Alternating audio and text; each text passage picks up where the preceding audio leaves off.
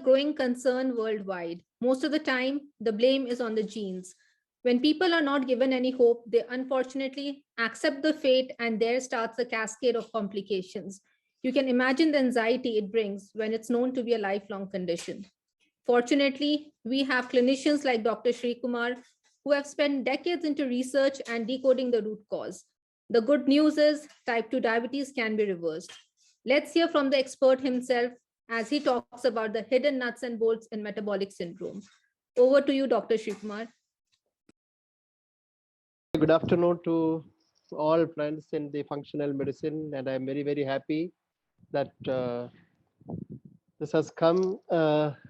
Maybe it was one of the maybe dream coming true. So that is what it is coming. And anyway, I have to thank Dr. Priti and other team members who has been so kind enough to propose an invitation, so that I am here.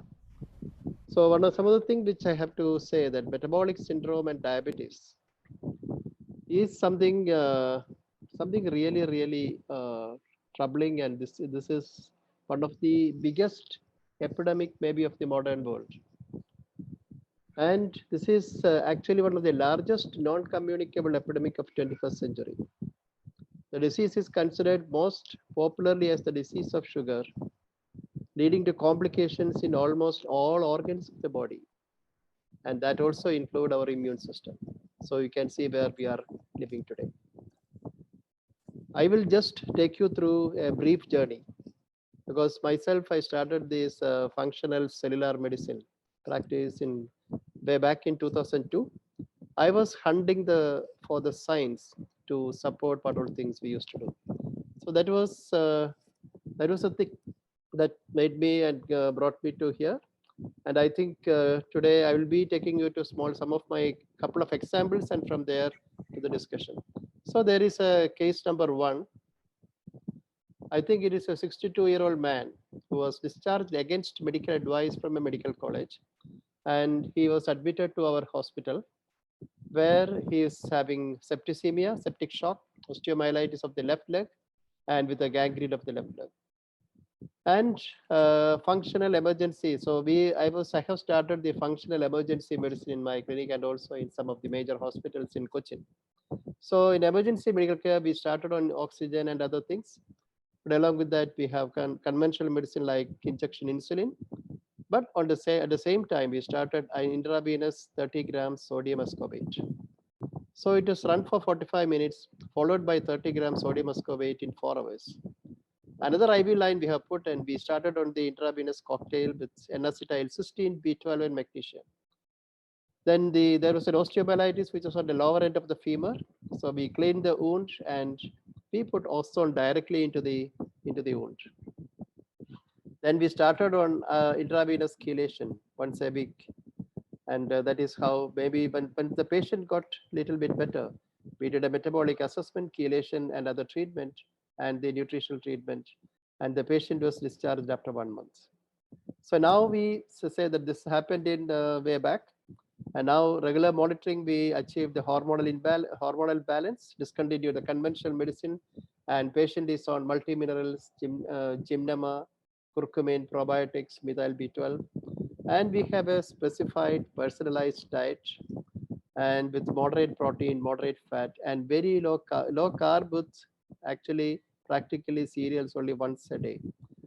So intermittent fasting was started later on. So it started once a week, regular yoga 45 days.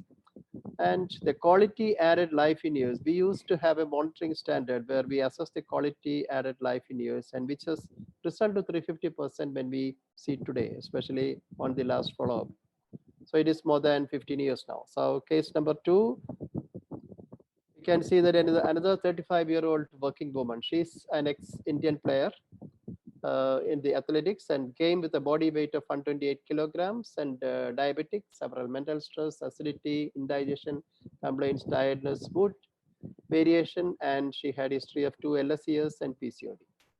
And she was diabetic for more than 5 years and taking insulin, oral hypoglycemic agents, statins, and tryptophan. So we put her on the functional metabolic therapy protocol for profiling and metabolic markers identified. and which were mainly obesity, insulin resistance, low D3, and food sensitivity. So we started her again with the same protocols of chelation, gymnema, nutrition, other nutrition therapy, and multivitamins and multiminerals. And we followed up till January 2015, and we know that. So she came to us on 2015, and she's still continuing, and quality of life improved by 350%. And we do regular monitoring. Once in 6 months, she used to come by herself. So I just, for these two examples, I want to just say 15 years of follow-up. I have seen metabolic syndrome and type 2 diabetes. So from 2005, so in 2005, in that year, we got around 560 cases of metabolic syndrome, and 40 cases didn't turn for follow-up. All other 520 cases doing good till 2020. So that means that they have a very good quality of life. Type 2 diabetes, the number of 610, and there is no dropout for them because their quality of life has improved, and they were by 230%. Reversal in 480 cases. That means it is around 78, more than 78% of the cases we could reverse. And we say it is a low quality added life, low morbidity, and improved quality of life. So what else you want, especially in. So now just I wanted to highlight on the fact we are just trying to unfold diabetes. The question is diabetes really a disease of sugar? Because sugar is one of the most essential nutrient of our life. Can diabetes be contained, prevent complications, or cured? Is diabetic a metabolic disorder of energy production? So we know that there is a myth that is surrounding sugar, insulin, and diabetes. And the science and mystery behind has to be relayed if you want to manage this perfectly. So I have to tell in the outset it can be reversible. So on the discussion, we have to just recently I seen in the newspaper Padma Shri Dr. Shashank Joshi was said that 50% of diabetics have reversed according to him by just taking proper diet. So that was great. He's an endocrinologist, and he has given this solid statement in the news, and that is really fantastic when you say that it is the diet alone can cure or reverse 50% of the diabetes. So you look into the diabetic history, and you can see that diabetes is expected to reach around 578 million by 2030. We know that metabolic syndrome pre-diabetes may double this number. So globally, now it is 463 million. India stands at 77 million. 70% of the diabetics in India do not know that they have disease. In India, we know that diabetes kills 1% per second. And I just want to take you to metformin, because metformin is the largest prescribed drug in the world. And it raises, just look at, this is a study, this raises your homocysteine, lowers folic acid and B12. And the last three combo treatments increased fracture by 43%. Avandia, the same, which is metformin, which doubles the heart attack, raises LDL, coronary heart failure, anemia, pulmonary edema, cancer, and non-alcoholic liver disease. And newer drugs can lead to 30 to 43% increase in DMI, 17% increase death. So this is published in the New England Journal of Medicine in 2007 and JAMA 2010. So ACCORD study in NEJM in 2008 showed that 10,000 patients with all the best drugs for three and a half years, lowering HbA1c with the drugs increased only the death rate by 22%. Drugs increased renal failure 37%. In 2010, patients taking blood pressure medicine for 5 years had no reduction in heart attack or death. Treatments increased their dementia by 50%. Again, it is published in the New England Journal of Medicine.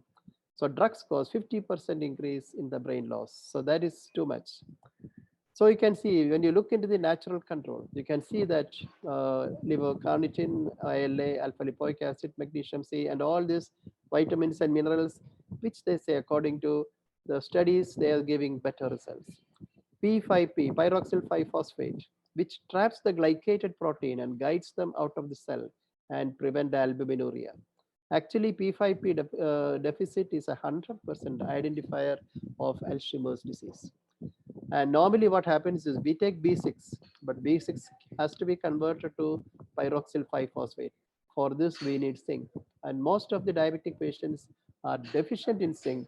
So that is why we are having all these problems. So it is deficient in zinc because of statin, because of phthalates, HMDs, processed food, depleted soils, all the things causing a low zinc in our diet.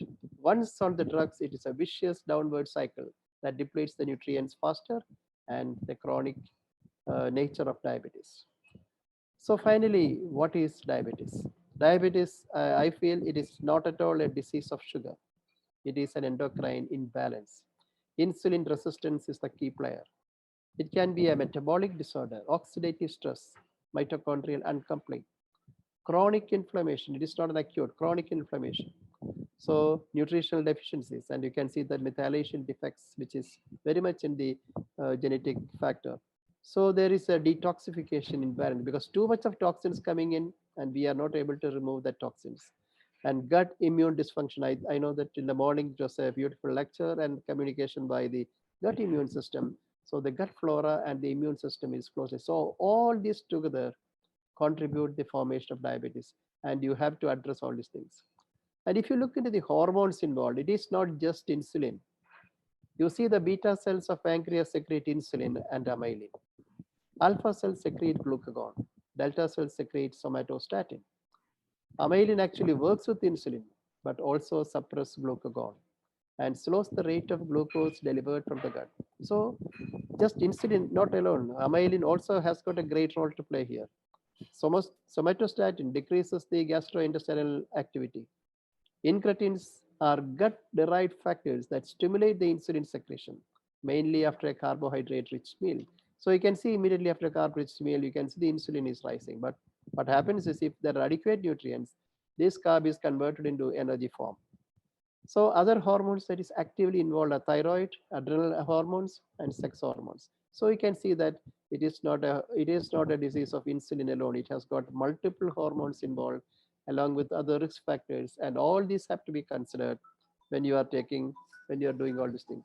So you can see about, so when you see the type 2 diabetes, you can see it is late onset, and you can see there is a two this thing here. One is especially on the genetic, and second is on the lifestyle factors. But both the all the things, what happens is it produces dysfunction, especially at the level of the beta cells, and you can see a normal, even though beta cells there is hyperplasia, you will get a normal sugar. But when beta cell, it is again becomes an early failure, but even then you can see only a moderate change in blood sugar level. And you can see a complete blown out case of this, especially by the time you can see the beta cell dysfunction. So when you look into the next slide, please. Yeah. So 10 more minutes. Yeah. When you look at the insulin control, you can see that high blood sugar increases the insulin secretion, and neural stimuli, slight, all these things are actually stimulating your increase and production of insulin. So if you really look into the next slide, energy metabolism. Hello? Yeah, please.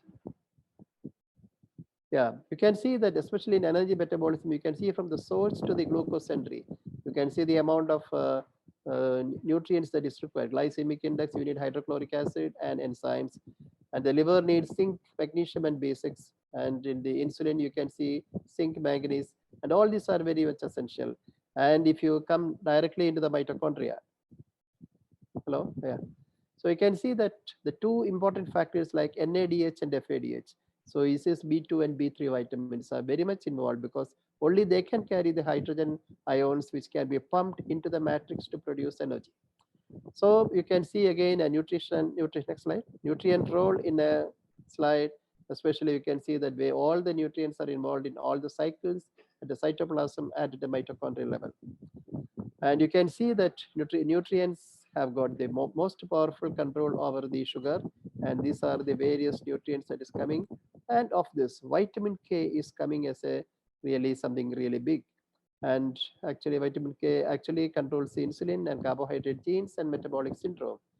Under carboxylated osteocalcin is the best test, and that is coming up as something really big because osteocalcin is actually considered as a hormone which is produced by the bones, osteoblast, and this is going to control your insulin resistance and all. Maybe you can see a lot of studies and on this. And you can see the drugs like statins for lipids raise the PSA, lowers CoQ10, E, selenium, zinc, and this poison the insulin receptors of the cell membrane. So you can see statins are a great cause, are a known cause of diabetes, depression, cancer. Tocotinols are natural HMG CoA reductors. So you can see when you reveal the future, next. The future has been here all along. We have only two choices. Turn off the broken pathway with the drugs and perpetuate the chronic disease. Reverse deficiencies and toxicities and reverse this diabetes. For 3 decades we are seeing. So you can see that okay, diabetes is caused by various factors like intracellular blockade, improper digestion, deficiency of micronutrients, heavy metals, all these heavy metals, and destruction of the beta cells by aspartame, MSG, and odor. So you can see a lot of things. And if you really look into the nutrient genetic information, you can see the gene can do both the things. It can normalize or it can produce high glucose. Only thing is there's an interface. So you can see that nutrients actually work at the genes level. So the consequences of diabetes, next, 80% more heart attack, heart failure, 80% more cancer. But finally, what happens? In fact, all these things are worsening out of control today and is leading to death. And one of the most important things that we have to understand today is there is a new condition, maybe a fifth component of the metabolic syndrome, non-alcoholic fat deposition of the pancreas. Fatty infiltration of the pancreas may lead to pancreatitis, diabetes mellitus, and a predisposing cause of pancreatic cancer, which you are seeing plenty today. So ectopic fat you can see in coronary artery myocardium, which will actually the incidence is more than 33%. Next. So functional medicine, cellular medicine is the hope, and where I think previous speakers I have seen awareness education seminar, personalized management for metabolic balancing and other conventional medicines you have to integrate. So you can see that you have to balance the lifestyle, toxins and nutritional deficiency, epigenetic change, biochemistry and hormones, defective energy metabolism, vascular damage, neurological damage, reduced immunity. All this can be done only with functional medicine. So what we do is we do first an assessment with genomes and cellular metabolism. So then we advise on the fasting and diet, detoxification, chelation, ozone, exercise, relaxation. So herbals and conventional therapy. So you can see the detox measures with the next slide, please. So it is a EDTA chelation. We also, some cases, they don't like chelation, so we send for Ayurvedic Panchakarma. Colon cleansing and probiotic enema, liver detox we use by coffee enema, ozone rectal, milk thistle, and glutathione. And a personalized metabolic diet is the most important thing, especially when you're prescribing a diet for the person, not for the disease. So we balance the diet and we avoid cereals, milk protein, and white sugar. And we add specific nutrients, especially amino acids. Protein is a next slide. So protein supplement, taurine, arginine, fatty acid, omega-3, fish oil, vitamin C, B, and all these vitamins and vitamin K2. And of the most important thing is we have to monitor the patient. So we digitally monitor this patient, especially on exercise and yoga, also on the diet, also on supplementation, also on their parameters. So markers identification is personal. Regular follow-up is mainly by physical and virtual, and personalized therapeutic protocols may change with regular follow-up. So on conclusion, I have to say that relearning by doctors and health managers are very essential. Public health education strategy should be personalized. Functional health education should come into the bandwagon. Diabetes is not a disease of sugar. Personalized, functional, cellular, epigenetic therapies is the hope. This is the most scientific and evidence-based healthcare. So diabetes and complications are reversible. So based on my experience recently, I think some of you must know that I have published a book called Brahmastra, where you can unleash the hidden power to heal. The hidden power to each one of you has been already there inside your body. Actually, by this, we are actually doing it. So any questions? Thank you very much. You can contact me for any questions. And Thank you, sir, for that enlightening session. I'll pick up some questions from the chat. What's your view on the COVID vaccine and diabetes link? COVID vaccine, especially what I have seen a lot of people. I just manage COVID, post-COVID cases, and also post COVID vaccine cases, which I have seen more than hundreds. I have seen that intensity of severity of diabetes is increasing after the vaccine. That is everybody is accepted that. Second thing is marginally maybe on metabolic syndrome and all this type of people, and they are also converting them into full blown out diabetes, especially after the vaccination. So vaccination is actually stimulating the incidence of severity of diabetes, and also post COVID. Also, I am seeing a lot of diabetic patients. They are increasing their severity. So, we have a question here. So, fasting blood sugar levels, on the first week it was 142, the second it was 92, the third week it was 116. So, I mean, which one do we go for? Which one do we rely? Yeah, one other thing is I don't believe in fasting blood sugar. Okay, because the fasting blood sugar, any blood sugar that you use, you have to actually balance it with insulin and lipid profile. If you are balancing that, okay, then you have to take the ratios: fasting blood sugar and insulin, fasting blood sugar and triglycerides and other lipid profile. Then you can see the definite link change, because if you fast for more than 6 hours, you can see the blood sugar also change, because the more fasting, it is stress on the body, it produces more blood sugar. So that is not even HbA1c also, you can see that maybe you can take as a marker. But what we do in functional aspect, especially, we balance the blood sugar and insulin. Right. Thank you so much, sir. Okay. It was great having you here. Thank you. We Thank move you. on to our next speaker, Rahul Patil. Metabolic health means how well the mitochondria is able to process the food and convert it into energy needed for human body functions. If we improve our mitochondrial function, we can reverse most of the chronic diseases our society is suffering with today. One age old simple technique of fasting is the ultimate strategy to improve mitochondrial function and reverse chronic diseases. We have with us Rahul Patil to help us understand more about fasting, the scientific part of fasting, and how it can improve mitochondrial health and in turn metabolic health. Over to you, Rahul. Hello, namaskar. Good afternoon, Sat Sri Akal, to all the people who are listening and watching, all the panelists. Thank you so much for having me here. It's a great honor to be here and speaking on fasting. I'll try and share whatever I have learned in my journey as a health coach till date. And again, once more, thank you everyone for being here just to listen to what fasting does.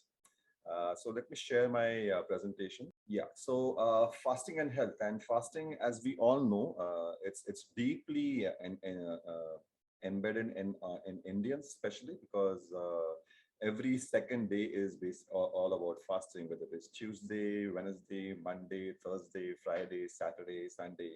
Everything is connected with spirituality. So that's one prime connection that we all can see, that it's traditionally being present in our system, our religion, our tradition, and it's always been present. But unfortunately, it has been adulterated over a period of years, somewhere down the line, and I believe that the food industry is hugely responsible for that.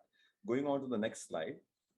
Just a thought before we move ahead. Don't practice anything unless you have a fire within you to find the truth. And that's very important in any journey, whether it's a journey you want to heal, whether it's a journey you want to improvise on anything, fitness or your business or whatever it is. Have that fire within you. The journey to find the truth always leads to one thing, that nature has answers to all your problems. And fasting is basically something that nature has gifted us. And the sage Patanjali, the father of Ayurveda and yoga, also believes in the same thing. What he says initially in his book, what he wrote for about 5, 6, 7 years back, is do not believe what I have written in the entire book. Do not just practice it blindly. Do it, experience it, and only then believe what I have said is the truth. So let's move ahead to the next thing. I'm also founder of Migenetic Nutrition, Keto Kid, Fastathon. Fastathon is basically something that is connected with today's topic. Fastathon is where people participate in performing different lengths of fasting.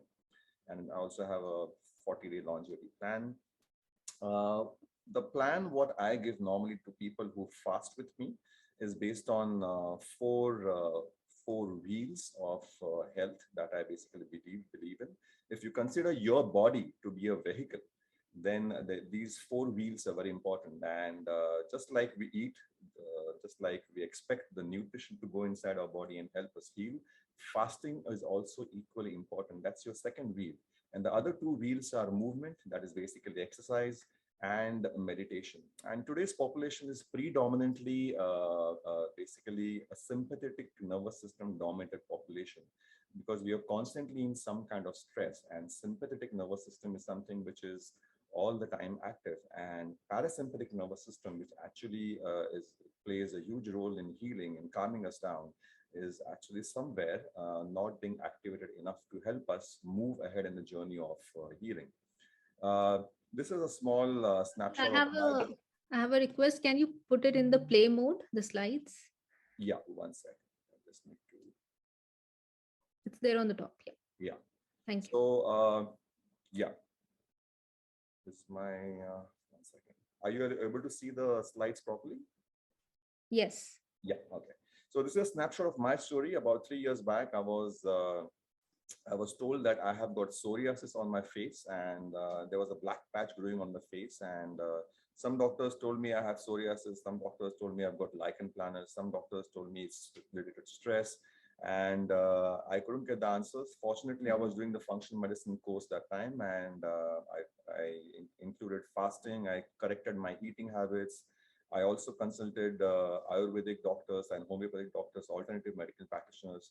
And 2 years down the line, the face mark has completely vanished. And if you have that fire within you to find the truth, you will always keep asking the questions, and I'm sure you will find the right answer.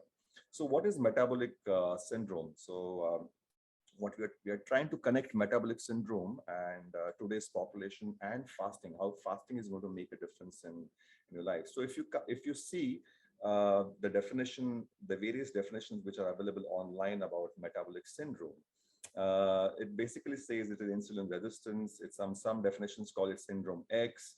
Hypertriglyceridemia is basically present. That means elevated levels of triglycerides, elevated levels of LDL, VLDL, low levels of HDL, higher waist to hip ratio. That means if your waist is going to be larger than your hip, that is also one of the visual signs that you can see in the metabolic syndrome.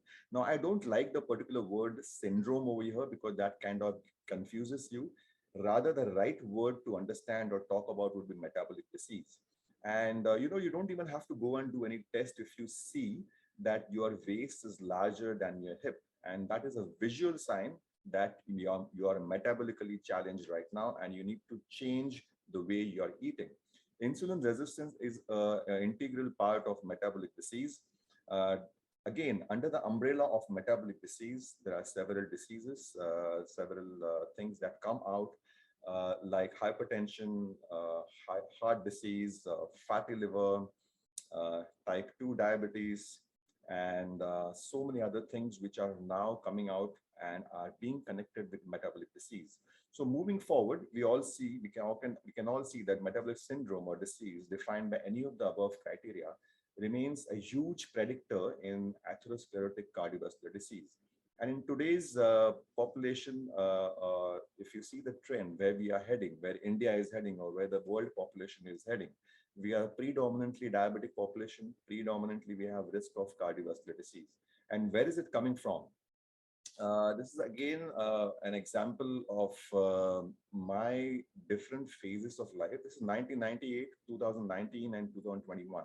You see the first two images, you can see I'm highly insulin resistant, but I couldn't figure it out that time. And I started experiencing different issues within myself, even though I was exercising, eating correctly, following the science, what I had learned at that point of time thoroughly. Still, my physiology was not supporting me.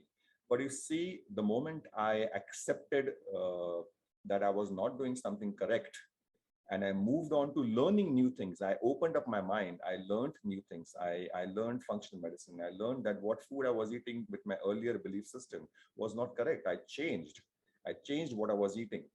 I, I included fasting in my lifestyle, and I continued to exercise and follow up. And you can see in 2021, the complete transformation that happened because of the change of belief system. And changing a belief system, accepting new things is very important as far as uh, your journey of healing is concerned, your journey of curing yourself, your journey to find that answer which will help you lead a medicine-free life. So the question arises, were our ancestors also experiencing metabolic disease? So there are a lot of studies which have gone through. Anthropologists have also studied various skeletons which they found, which basically were of our ancestors who lived before the agricultural generation. And agricultural basically era is 12,000 years. So before 12,000 years, the ancestors who lived, uh, they found out a very interesting thing they found out is that their teeth did not have any kind of issues, like their teeth did not have decaying. And if you see the modern population, even the kids as young as 4 5 years 6 years, they have decaying in the teeth. And what is changed in these 12,000 years? What was not present 12,000 years back, that has basically started giving the dental cavities a problem, decaying of the teeth. And they found out that the moment we exposed ourselves to grains, sugar, refined flour, and sugar-like foods, that is when the bacteria in the mouth started changing. The bad bacteria, in simple language, started dominating the good bacteria, and that bad bacteria was able to penetrate the teeth and create those cavities, and it was responsible for the decaying. And we all know it's not just the mouth that has the good and the bad bacteria, but the entire channel right till the colon. It is filled with different bacteria, and the gut bacteria, just like the mouth bacteria, is exceptionally important for our health, not just physical health, but emotional and mental health also. So this is what basically has been found. This is the evidence that has been found in the skeletons of our ancestors. So the next question is, hey, but Rahul, you know what, 50 years back, 60 years back, my grandma didn't experience certain things. My grandmother lived up to 90 years. So many people I see, they lived up to 90 years, 95 years. Well, you're right, absolutely. But they were eating the same food. So what has changed in the last 30, 40 years? The exposure to refined food is changed. The frequency of the meals has changed. The exposure to the blue light through different digital media has increased. The stress levels have increased. The circadian rhythms of our body have changed, and our sleeping cycles have changed. So there are so many things that have changed since the mobile phones and the digital life has started, that we are not able to look at these things. We just keep comparing ourselves with 3 generations back or 2 generations back, and keep saying they ate the same food. Why should not I eat the same food? But so many things have changed. So no one knew about breakfast about 100 years back till Kellogg's introduced the cereals. And they wanted to sell something. They introduced the concept of breakfast, and they were successful because they have a great marketing team to do that. Just like the vegetable oils, which are not actually supposed to be consumed by the humans, not really healthy. We all know that. Just the same way, they basically help themselves promote breakfast as the most important meal. And what I have found in last 3 years, breakfast is not the most important meal, but when you break your fast, you should be eating the most nutrient food, and that's the most important part of eating. So, the generation, your grandfathers or grandmothers or the earlier generations probably would have 2 meals maximum a day. So what was the difference in that? Today's generation is having 4 5 6 meals. A lot of times, certain experts will advise them to eat 8 meals a day. But is that correct? A lot of times it is not correct. Because that gives rise to the insulin toxicity. That's what is hiding behind eating more frequent meals and more processed food. So insulin toxicity is the hidden culprit over here. They were not exposed to refined flours. Even the flour what Hello. the earlier generations were eating was. But I have joined, but I am unable. Yeah, and the stress levels were also low. So when I say stress, stress also leads to secretion of cortisol, epinephrine. Cortisol has got a very, very important role over here. Cortisol also leads our body to basically secrete or break down the glycogen. But on the other hand, it also makes us insulin resistant because it basically stops the skeletal muscles from utilizing the glucose present inside it, the glycogen present inside it. So cortisol, which is a part of stress and today's lifestyle, also is hugely responsible for making people insulin resistant. And as we go back and understand what is metabolic disease is nothing but insulin resistance, and insulin resistance comes from insulin toxicity. Again, blue light exposure was not a part of the earlier generation. Today, we are constantly exposed to blue light, different lights, from morning to evening until late night, and that confuses our brain and it kind of disrupts the circadian rhythms. It cannot tune itself with the nature's rhythm of sunrise and sunset. And the earlier generations spent most of the time in great circadian rhythms, in great being tuned with the nature. And that is what is missing in today's generation. So moving forward, just one thought before that. And also 5,000 years back, our Indian physician, surgeon Charaka, also found out that diabetes was present in the population which was exposed to grains at that time. So in the agriculture generation, though we were not eating so many frequent meals, certain population was inclined to experience type 1 and type 2 diabetes. So let's understand fasting, the fed state, before we understand the benefits of fasting. What is the fed state over here? So for example, when you eat a meal, in a meal, I'm considering that you're eating carbohydrates, fat, and protein. What happens to the carbohydrates? The carbohydrates basically get converted to glucose. They go to the liver. They break down into the acetyl-CoA.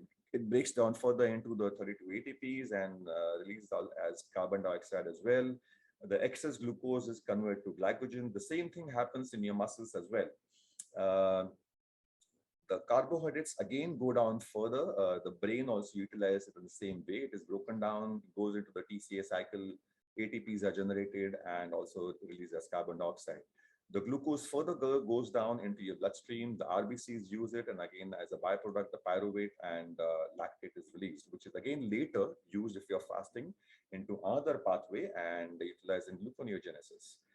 Similarly, the fat, in one of the pathways, the excess carbohydrates are also converted to VLDL and triglycerides and VLDL, and that VLDL further goes and attaches itself to the fatty acids which are coming from the chloromicrons. That is basically the fat from the fat that you've had, and it gets deposited as basically the triglycerides in your adipose tissue. In another pathway, the carbohydrates that you've had also gets converted to triglycerides and gets deposited in your adipose tissue, and GLUT4 over here is very important for that particular reason. Proteins, on the other hand, also get converted if you are eating excess proteins into glucose through one pathway, and are either deposited in your skeletal muscles or the liver gets the share of its glucose. Proteins are essential building blocks of so many different tissues in the body. So once the proteins are broken down into different amino acids, they basically get used as different proteins. As we know that HDL also is high density lipoprotein. So the proteins have different use. So these amino acids go through different synthesis and biochemical processes to be utilized by the body in different tissues at different things. Amino acids also get converted into important compounds. It goes through the TCA cycle, as I said, if you are eating excess protein. So eating the ideal amount of proteins is important. It's not always about eating high amount of protein. It's always about eating ideal amount of protein. So whenever you eat, when you're in a fed state, this is what happens to your food. The food goes through several processes. It is broken down. Ultimately, your carbohydrates, your fat, your protein, is broken down into acetyl-CoA, and then that is broken down further into the ATPs to basically utilized as energy. So any type of food source can be utilized. One thing to learn from here is as energy. So we'll connect this in fasting later, because it's not just about eating carbohydrates for energy, but fat and proteins also can be utilized to use as energy by your body through different pathways. So what happens if you eat constantly, when you eat frequently? What happens? Chronically elevated insulin. So as a result of carbohydrates, what happens is your insulin rises. So if you see the number 4 on the top, the yellow circle, insulin rises and glucagon goes down. So the insulin basically is an anabolic hormone. It will help you give energy, and it will also help you build fat inside your body. But when insulin is up, what happens to glucagon? Glucagon basically goes down. It doesn't secrete.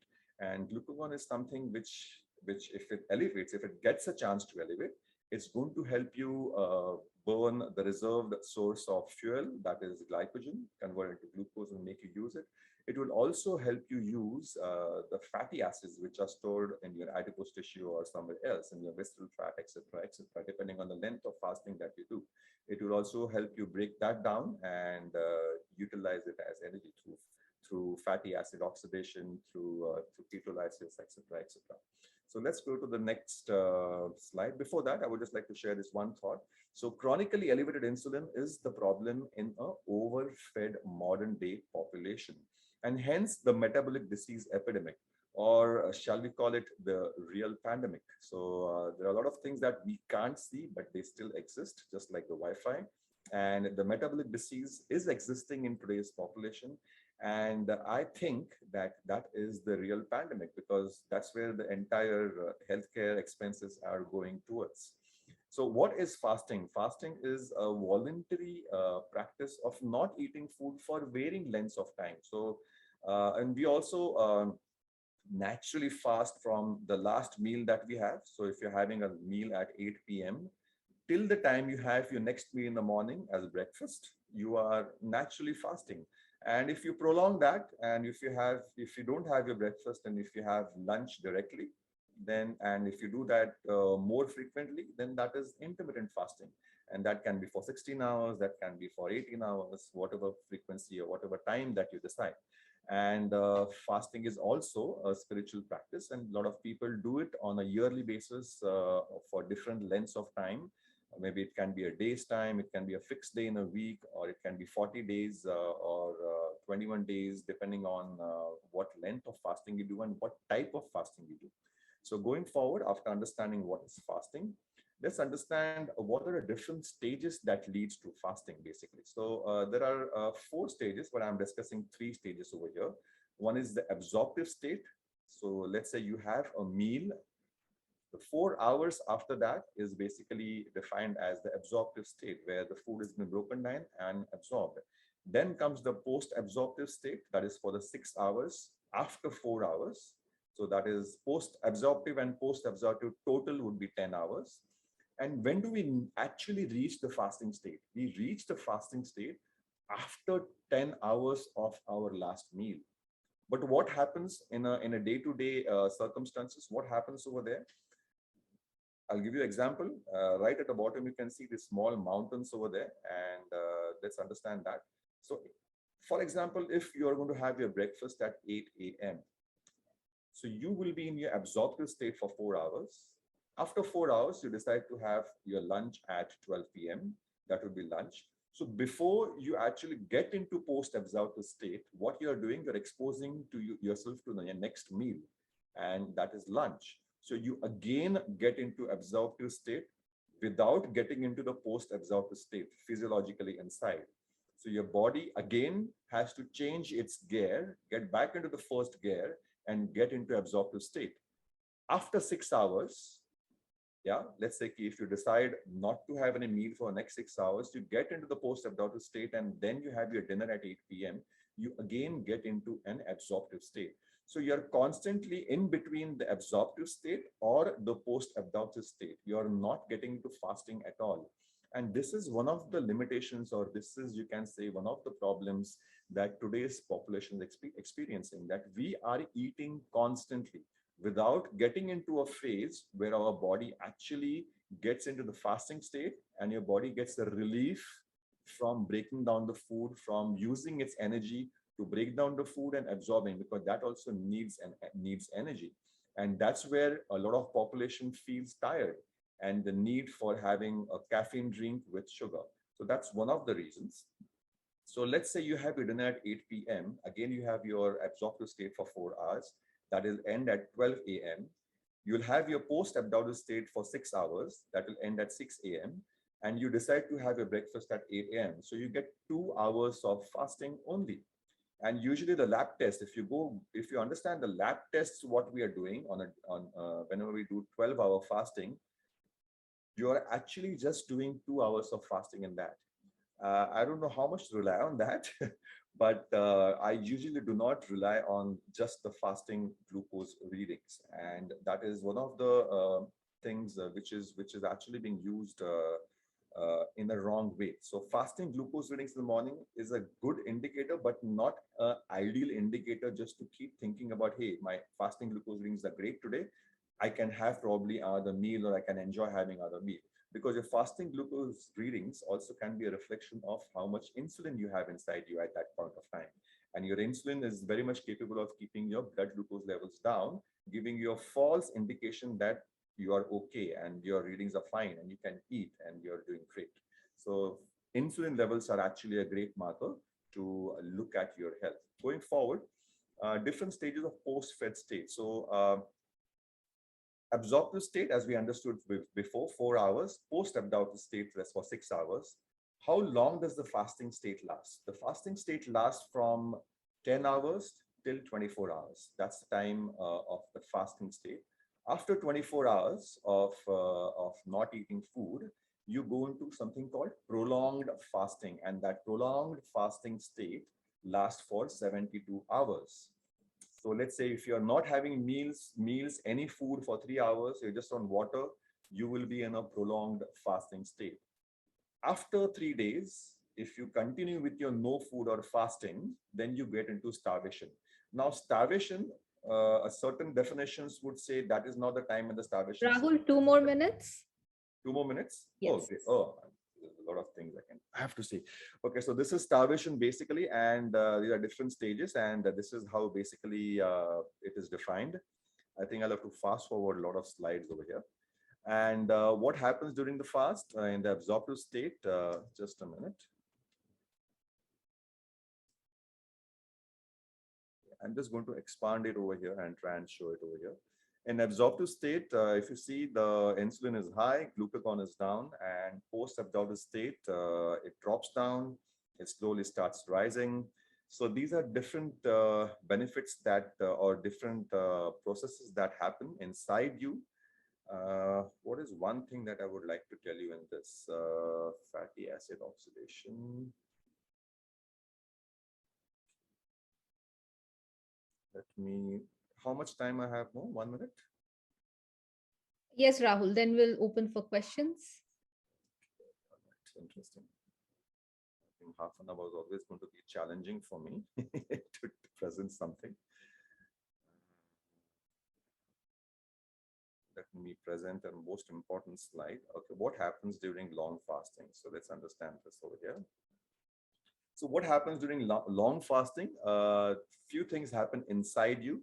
There is a glucose to ketone switch. So your body starts switching from glucose metabolism to ketone metabolism. And that's where your body basically going to break down the fat and use it as energy. So a lot of times people who are aiming to burn the fat, the excess fat, they need to go into fasting, and fasted exercising is basically one of the key things important to burn your fat. If you are someone who wants to burn that belly fat or that excess fat on the body, exercise in the fasted state. Glycogenolysis is something that happens in the first 24 hours, where your body is trying to utilize the stored glycogen in your liver and skeletal muscles. And gluconeogenesis is the process where your body generates its own glucose in prolonged fasting and in starvation conditions. So they are the things that happen.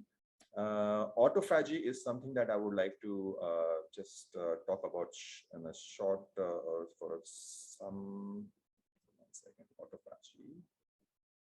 So autophagy is something that happens in prolonged fasting. So post 3 days of fasting from the 4th day onwards. And autophagy is something where the cell death happens and the body gets a chance to remove the dead cells from the body, remove the damaged cells from the body. And also a very interesting thing that happens in autophagy is that the body gets a chance to regenerate the cells again, just as if you're in your youth. And this is the most important part of fasting, autophagy, regeneration of new cells and the removal of dead and damaged cells. And I think I will end it over here just now because there's a lot of things to discuss. Fasting word, what else? Okay, one thing to take away from this presentation is focus on reducing your total insulin levels. Toxic load on your body is nothing but of insulin. So if you reduce the frequency of your meals, if you include intermittent fasting on a daily basis, and if you are successfully able to reduce the insulin toxic load, that's where you will be the winner. And remember, breakfast is not the most important meal of the day, but breaking the fast with good nutrition when hungry, that is the most important part or meal of the day. Yeah. So this is a fastathon that I conduct every 2 months, and there are multiple participants who keep fasting for different length of time, 1 day, 2 days, 3 days, 10 days, sometimes 2 weeks. I have done the longest fasting that I have done, and few people in my group is for 21 days just on water. I've also done a lot of research on the 21-day water fast, collected a lot of data, and I will be presenting about the 21-day water fast soon. And this is how you can find me on Instagram, Facebook, or on my website, that is mygenetic.com. I'm sorry I couldn't finish the entire thing. I thought I would be able to finish, but I guess there's lots to talk. Yes. So, Rahul, I'll pick up a few questions here. Would the fasting process be different for men and women?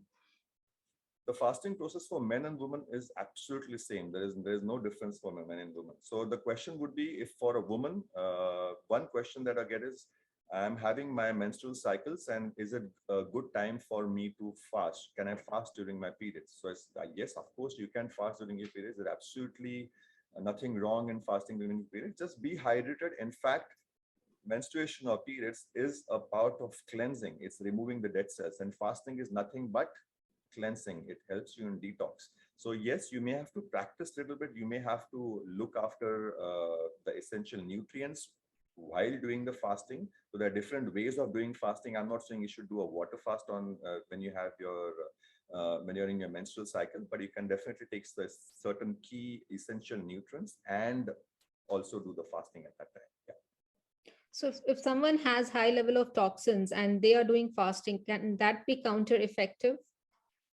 The initial part of any detox procedure. So let's consider fasting as a part of detox.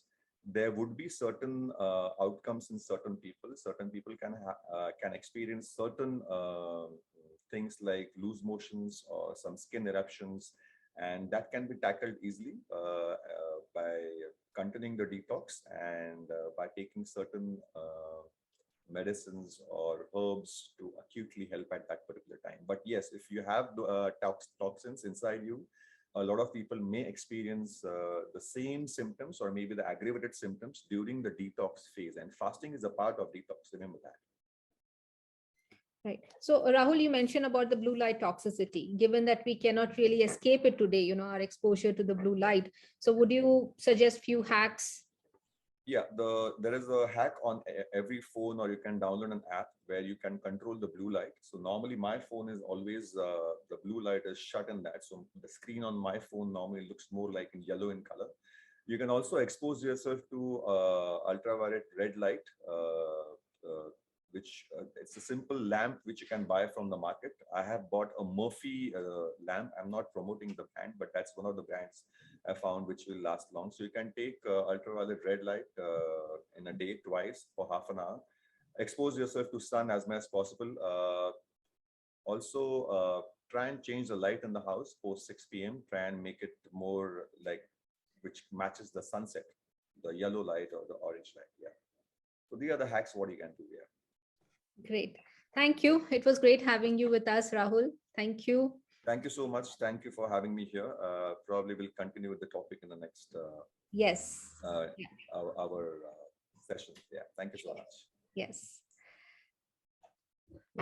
So insulin resistance plays an important role in metabolic syndrome. However, there is a lot more beyond insulin resistance. And today we have Dr. Anupam Gaur with us, who will be sharing his insights on metabolic syndrome beyond insulin resistance. Over to you, Dr. Gaur. Namaskar, I'm Dr. Anupam Gaur, and I'll be speaking on metabolic syndrome beyond insulin resistance. As usual, already my two speakers before me, they have already explained you metabolic syndrome in a very clear-cut way. So I need not to define the definition again and again, all those 5, 4, 6 symptoms, how we define metabolic syndrome and how we move on it. In general, we understand there are two phases of type 2 diabetes. The earlier one where the glucose levels are normal and insulin is at, there is hyperinsulinemia. We consider it metabolic syndrome, right? And when you talk about, in my introduction also, I have to discuss this, that when we see that we call it insulin resistance, rather I would call you. And it's a general practice to call it insulin resistance. So I'll be discussing on that particular point in this PPT. So if you see, if it is, when you say the word resistance, insulin resistance, so the term we use insulin resistance with metabolic syndrome, resistance means it's the end of receptors. There are two things, hormone and receptor. When we call it resistance, that means receptor is not accepting the signal in the proper way. But here, there are few differences. I have few differences in that, because other functions of insulin, because insulin has a 60 to 80 functions, documented functions. Rest all functions, if you see, they are very super sensitive. When we talk about diseases, all the pathology, all the physiology about insulin, we claim that they are super sensitive. Only one function, that is glucose metabolism, that is resistant. How is it possible? Let's explore if I'm able to define that. So by resistance, we will presume that insulin is there, glucose is there, but glucose is not able to reach the cell, inside the cell, right? And this should be the picture from the Galen's work. If you see, they have done the work on diabetes type 1. If you see this, the first A picture, it shows that glucose is not entering the cells. Now, and if you give them insulin, it works like that. If we consider insulin resistance in the same way, it should be the picture. But actually the picture what we are getting in metabolic syndrome or the sentinel disease diabetes around it is this. Are we getting more of it or it's a deficiency? That's the question actually. Because now you see, for now, we'll consider two symptoms in particular. One is glucose entry to cells. We say it is resistant. And de novo lipogenesis, it is super sensitive. How is it possible? That raises a question. Now, the second thing, why we are discussing this? May it be insulin resistant, may it be hyperinsulinemia, means the same thing. What's the need for that? Yes, it is needed because it makes a difference in our strategies, in our approach to the patient, in our treatments, which population we are dealing. So we'll be discussing all this first to start with. It creates a big difference between cause and effect. If we say insulin resistant, that means we need to act upon the receptor of the insulin. And if we say it is hyperinsulinemia, then the cause must be very different. There is something which is increasing insulin. The second thing, our strategies and approach. When we talk about strategy and approach, whether it is metabolic syndrome or type 2 diabetes, our strategies and approach have been same from the past, whether you call it in the conventional medicine as well, in the next new growing medicine areas, you call it functional medicine, biological medicine, whatsoever it is. It remains, the two main areas remain: reduce blood sugar, reduce weight, reduce blood sugar, reduce weight. We'll discuss on that. The first point, if I take up about reducing the blood sugar, see, if you go back, you see the results of Accord trial. This trial, what was the result? We decreased the glucose. There was all the candidates of the trial were kept on stringent glucose control. And what was the effect? The effect was the participants started dying early. There was a 22% increased death rate, and the trial was stopped in between before completion. And this was the effect.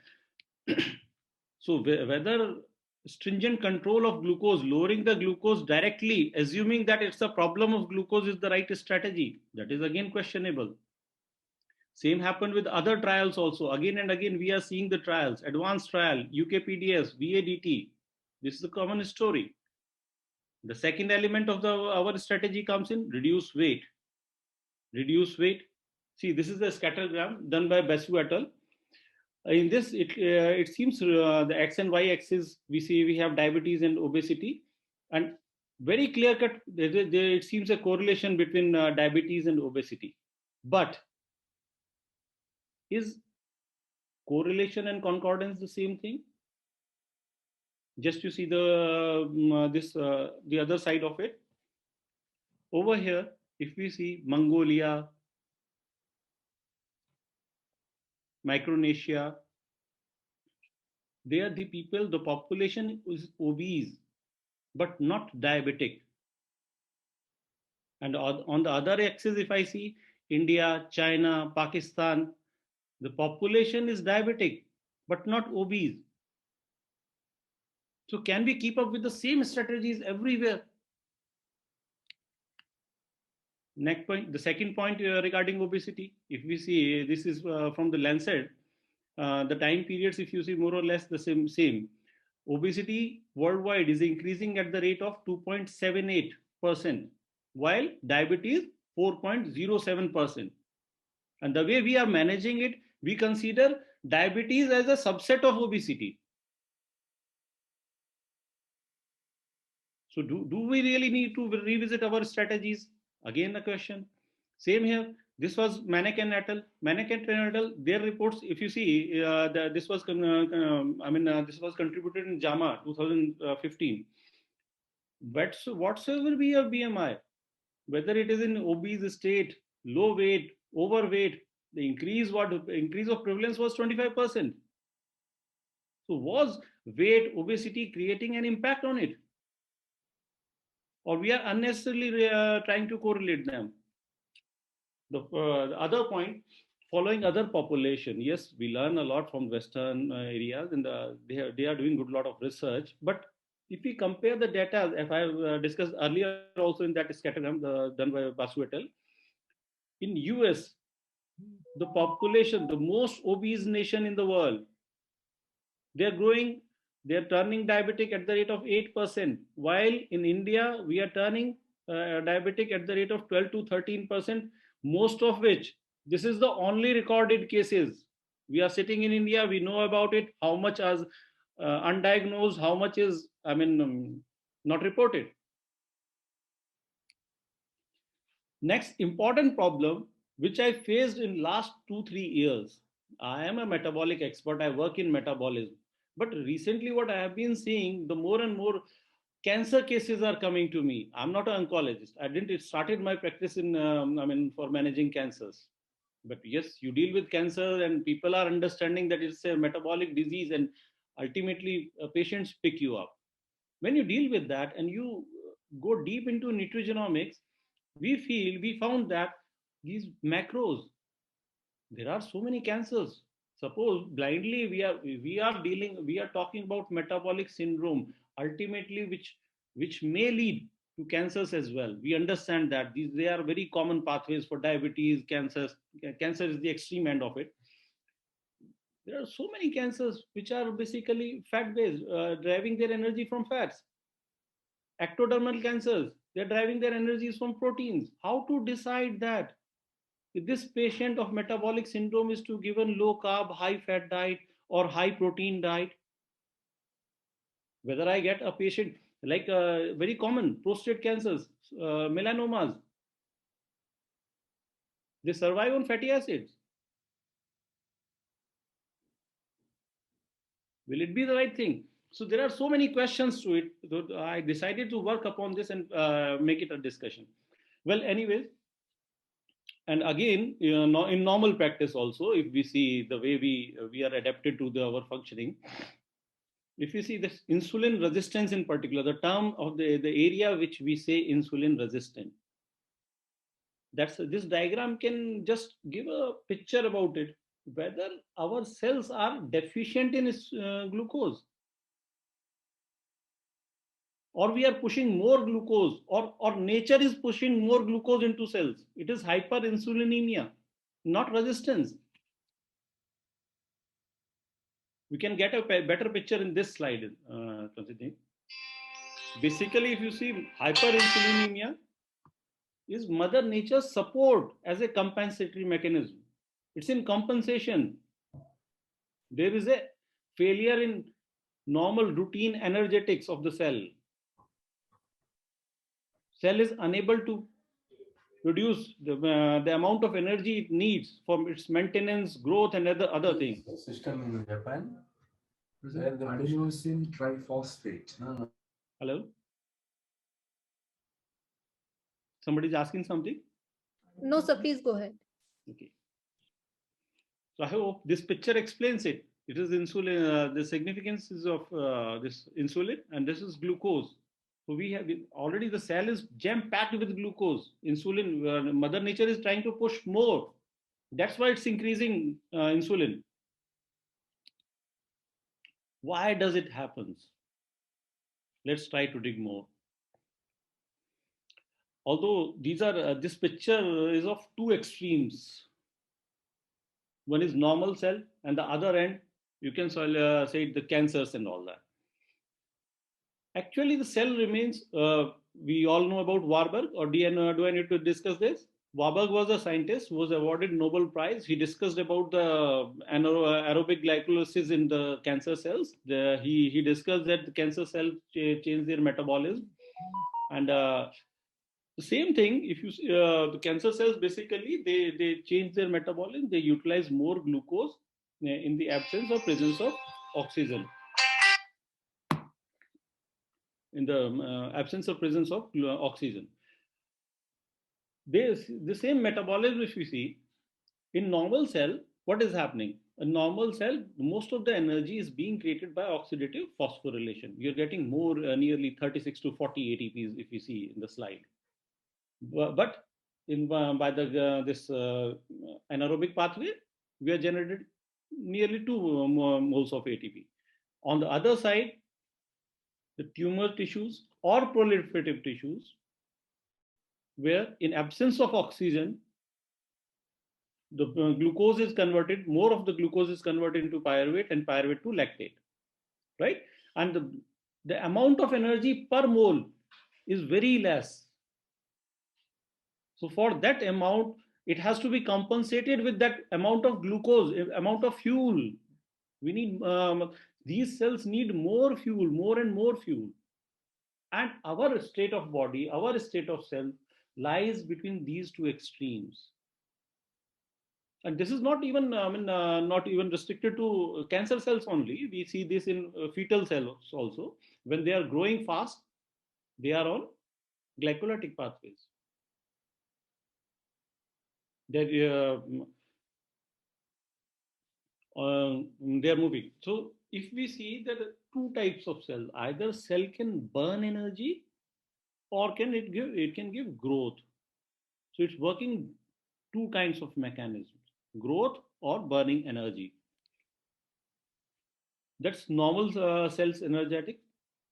The glucose we have,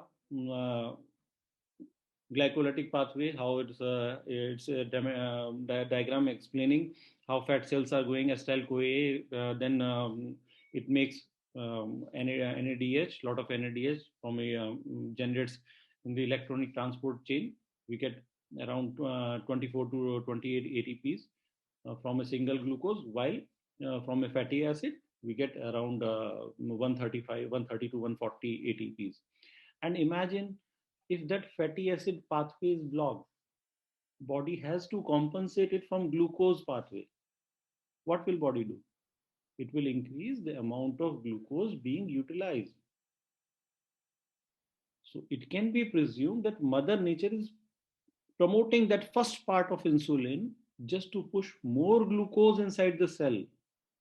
Now we need to rethink about this, that we need to bring down glucose levels, insulin levels, or not. This is the other part of the slide which I have discussed about the cancer pathways, where fatty acid cycles, you see, they are not available. The fatty acid pathways have stopped making energy, and most of the glucose energy is being driven off. They need the dividing cells, need the growing cells, the dividing cells need more energy, more glucose, because they have to run make this ribose 5-phosphate. They have to make more of DNA, more of cell membranes, and other things. Now we come upon who decides whether the cell will go into the burning mode or a growth mode. In very short way, I'm just coming directly on it. There are basically 3 hormones in these pathways which decide that. One is most important, AMPK. AMP kinase we have been using in our practice. Metformin remains the main example of it. It promotes AMP pathways and AMPK pathways, and we have seen it working with cancers. We have seen it working with metabolic syndrome. We have seen it working with PCOS, PCOD. We have seen it working with diabetes, or even anti-aging as well. The second enzyme, if I talk about, that is PI3K. PI3K, if you see, this one just basically opens the floodgates for the entry of glucose. And the third enzyme, which is a deciding factor in this cascade, is mTOR. mTOR is not there in this picture. I'll move next. These are the 3 energy sensing enzymes. Now we can see, if AMPK is positive, they're burning. The cell is in a burning state. We discussed 2 states in the earlier slide. And if mTOR and PI3K are active and AMPK is suppressed, it is in growth or cancer mode. Growth, I mean that fetal mode. Dr. Gaur, 8 more minutes. Okay, I'll be fast. But these 3 enzymes, if you see, they have, we get one more answer, a few more answers from this. These 3 enzymes have, again, 8 permutations, 8 different permutations, which can answer us how we have different kind of cells in our body at different states. We are getting different kind of diseases with the same pathology. The one we are discussing, metabolic syndrome, it is here. PI3K is increased, it is active, and AMPK and mTOR are suppressed. Okay? And here we have this inflammation, vascular injury. You see, all the 3 are active. More of cardiovascular injuries, more of CVA. Even somebody was asking about this right now, COVID, post-COVID, this vaccination state. So in post-COVID vaccination state, all the 3 enzymes are active. Now let me focus on this AMPK. AMPK, all the things which are in green, they are basically the positive things which AMPK is doing, and which are in blue, these are negative things for the cell. Now, if AMPK is activated, our liver never goes into fatty liver, never turns. It's in burning state. And if the metabolic syndrome, it starts with diabetes type 2, it starts with fatty liver. You know that. AMPK, how it is guided? AMPK, as by its name, it's very quite sensitive to AMP. AMPs and how much ATP you are utilizing, and AMP signals activate AMP kinase with that. So now we have a picture that AMP, the functioning of AMPK is very important for our cellular energy metabolism. And what stops it? Basically, if we are saying, we are believing that hyperinsulinemia is a positive way how Mother Nature is supporting our metabolism, then what is stopping it? What is creating the problem? So it lies with this AMPs. Now, in the next slide, I'll show you that. There are three arginine molecules, if you see. When we take sugar, fructose, rich sugars, even sucrose also, it has 50% of this fructose. This is fructose, which joins and creates that methyl glycosan. Methyl glycosan acts as a toxin to AMP. And what happens then? Fructose converts into methyl glycosol and it stops. It inhibits working of AMP kinase in the right way. This combination AMPK MG, see, totally there is it's a 180-degree turn. The things which were in green turn blue. They have stopped functioning in the right direction. Which were in blue have turned green. Fructose and glucose, when we talk about, we have been told from our medical colleges they are isomeric molecules and all that. But if you see, their metabolism are not same. I'll just show it two pictures for that. When we are metabolizing glucose, suppose we have taken sucrose, 100 grams of sucrose, 50% is glucose, 50% is fructose. Out of that glucose, only 20% of that glucose, out of 50 grams, only 20% reaches your liver. And most of them is converted into glycogen. Then how about fructose? 100%, because GLUT5 receptors are only and only in liver cells. 100% is taken up by liver. Just imagine 20% of that 50% and total 50% of fructose. And this is how fructose is creating the problem.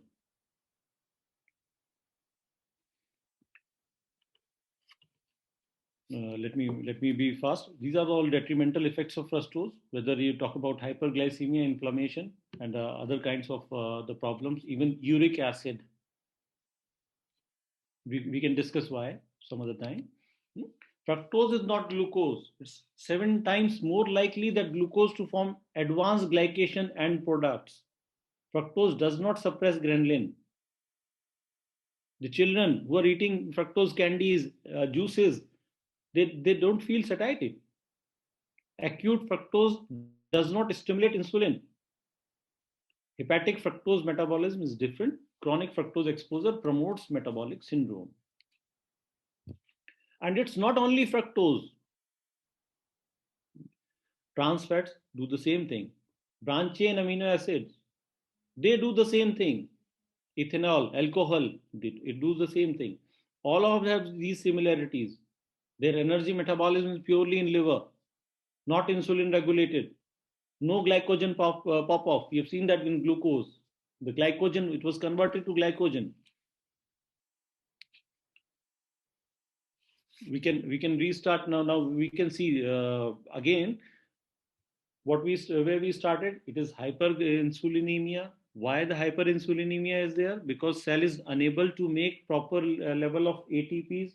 Why is it unable to make proper number of ATPs? Some of the pathways have already suffered, like fatty acid metabolism and others, even many of the glucose pathways as well. And how they got inhibited with the fructose. So again, I'll give the example of I'll repeat the example of sucrose. I take sucrose, half of it goes to my liver, half of it is utilized by my liver, the whole body, 20% with the liver. Just imagine the liver only. There, what we are seeing the picture, this 20% or 50% is helping that AMPK kinase, and other 50% of the fructose is trying to inhibit the function. Now here we have a question if we see, there remains a question that if we are not talking about this, we are trying to deviate ourselves from the management with the amount of blood sugar. Then there's a question, what is this HbA1c? What are these glycation products? Again, in their case, you see, there are certain things which are, these all pathways which are listed over here, again, they are activated by the role of, by this fructose. The So one problem, yes, the one problem, more.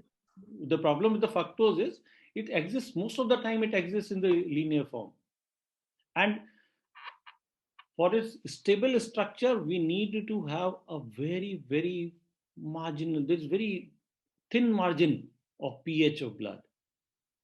If the pH changes, fructose immediately changes the structure. It comes back in linear form. It produces many number of the times glycated products and products more than glucose. Now, that's how we conclude our this hypothesis of metabolic syndrome. Thank you so much, sir. Yeah, thank you. We have few questions here. What are your thoughts on the fruits fructose and the fructose corn syrup? It remains the same. It's fructose. It should be avoided. And there are two people saying, okay, so most type 2 diabetes are fat people or high blood sugar because of weight gain. No, I thought that obesity leads to diabetes. Yeah, I have shared the data on that. And basically, obesity has many reasons. It's not insulin only. When we talk about obesity, it's all a very different concept. And it's saying that most of the people, yes, type 2 diabetes, as I started my session on that, they may be obese. What we say, that's the overflow of the glucose molecule.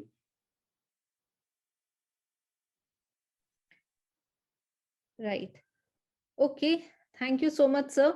That was really an insightful session. So we move on to our next part. In functional medicine is an approach where we dig deeper into the root causes. And often we see heavy metals like mercury, aluminium, lead, cadmium are a major problem today. And that's leading to conditions like autoimmunity, developmental disorders in children, mitochondrial dysfunction, and you name it. So a good testing method is really necessary to measure the heavy metal toxic load so that a precise treatment protocol can be designed. Marcin is the CEO and co-founder of LifelineDiag, based in Europe. His company offers elemental hair analysis, which is a proven and effective method for diagnosing heavy metal toxicity. So in the next few minutes, he will be sharing his insights on how heavy metal toxins can be a problem for human health and how it can be tested using elemental hair analysis. Over to you, Marcin. Hello, everybody. Okay, can I share my presentation? Yes. Yes. Okay. Okay, so I guess we can start. So hello, everybody, one more time. Dr. Agarwala, thank you for introducing me and my laboratory. It's a great honor for me to be with you today to talk a little bit more about elements, their role in our body, and EHA test as the first test we should to use at the beginning of our work with patients to check what is the situation in his body. So what LifelineDiag is and who are we? As Dr. Agarwala said, we are a European laboratory which specializes in hair tests. We operate on the world market for more than, I guess, 10 years. We started in Poland, in Europe, where is located our main laboratory. And today we sell our tests to more than 20 countries all over the world, including the US, the UK, Canada, Germany, Australia, and also in India. And so I'm happy to announce that last week we start to deliver one of our service, service tests to the China. And so I know that a lot of you know the idea of hair tests, and several of you have some doubts regarding to this. So that's why today I will try to explain that our diagnostic method is a proven method, and why I invite you to use our tests. Okay, so first question is, why do we test elements? So I'm sure that as experts in functional medicine, nutritionists, and naturopaths, you certainly know the role of elements in our body. Good elements act like, I said, spark plugs and regulate basically all biochemical processes in our body. If their levels are disrupted, we will quickly observe the onset of the disease in our patient's body. So this is the first elements, the first question, the first part, what is important, the good micro and micro elements. The second part are toxic minerals. We can say also heavy metals. Their presence in our body is the beginning of, I guess, any disease, both directly through poisoning and indirectly through disrupting the absorption of nutrients. That's why it is so important to check the level in the process of diagnostic a patient, especially at the beginning.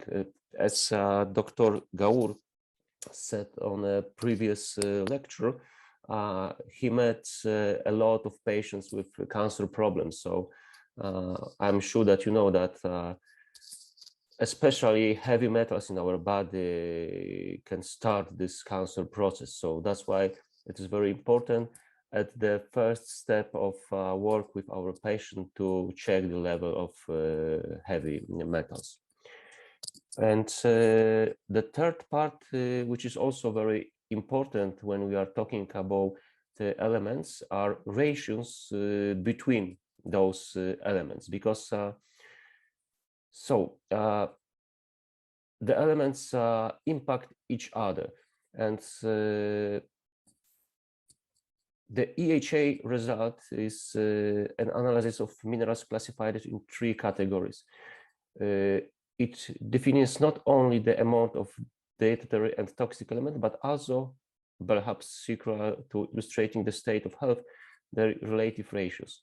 The type and number of minerals that are to be analyzed may vary depending on the type of equipment and procedures. Okay, so why do we test elements? As I mentioned, so the role of the basic macro elements like sodium, magnesium is well known, but there is a lot of micro elements such as germanium, cobalt, lithium, vanadium, and silver. And here we less a little bit more know about this. Each of those elements has a role to play in the body. Which role no one exactly knows, although more is known about some of them than others. One thing is for sure, if they take part in certain biochemical process, they will always remain in direct relationship with other spark plugs. They can only interact thanks to the combination of air and water, organic food, and proper supplementation. There is no other alternative. And the huge question why we use hair to test the level minerals. In the next slides, I will try to explain the differences between testing minerals from hair and from blood. But here I want to mark one thing. So the position of the United States Environmental Protection Agency, which analyzed over 420 scientific publications back in 1979, concluded that hair is a meaningful and high representative tissue for assessing toxic burden. So It's a huge recommendation why we should use hair to test the level of especially toxic minerals. Today, no one in a serious scientific and medical circles dares deny this. They also don't dare to deny the relationship between disease and the availability of microelements and macroelements. And this is regardless of the disease, whether it's Brand syndrome, which is recognized to be a genetic disorder and whose main cause is zinc deficiency, Wilson's liver disease caused by copper deficiency, etc., etc. EHA is the result of many years of observation and research by world-renowned doctors and biochemists.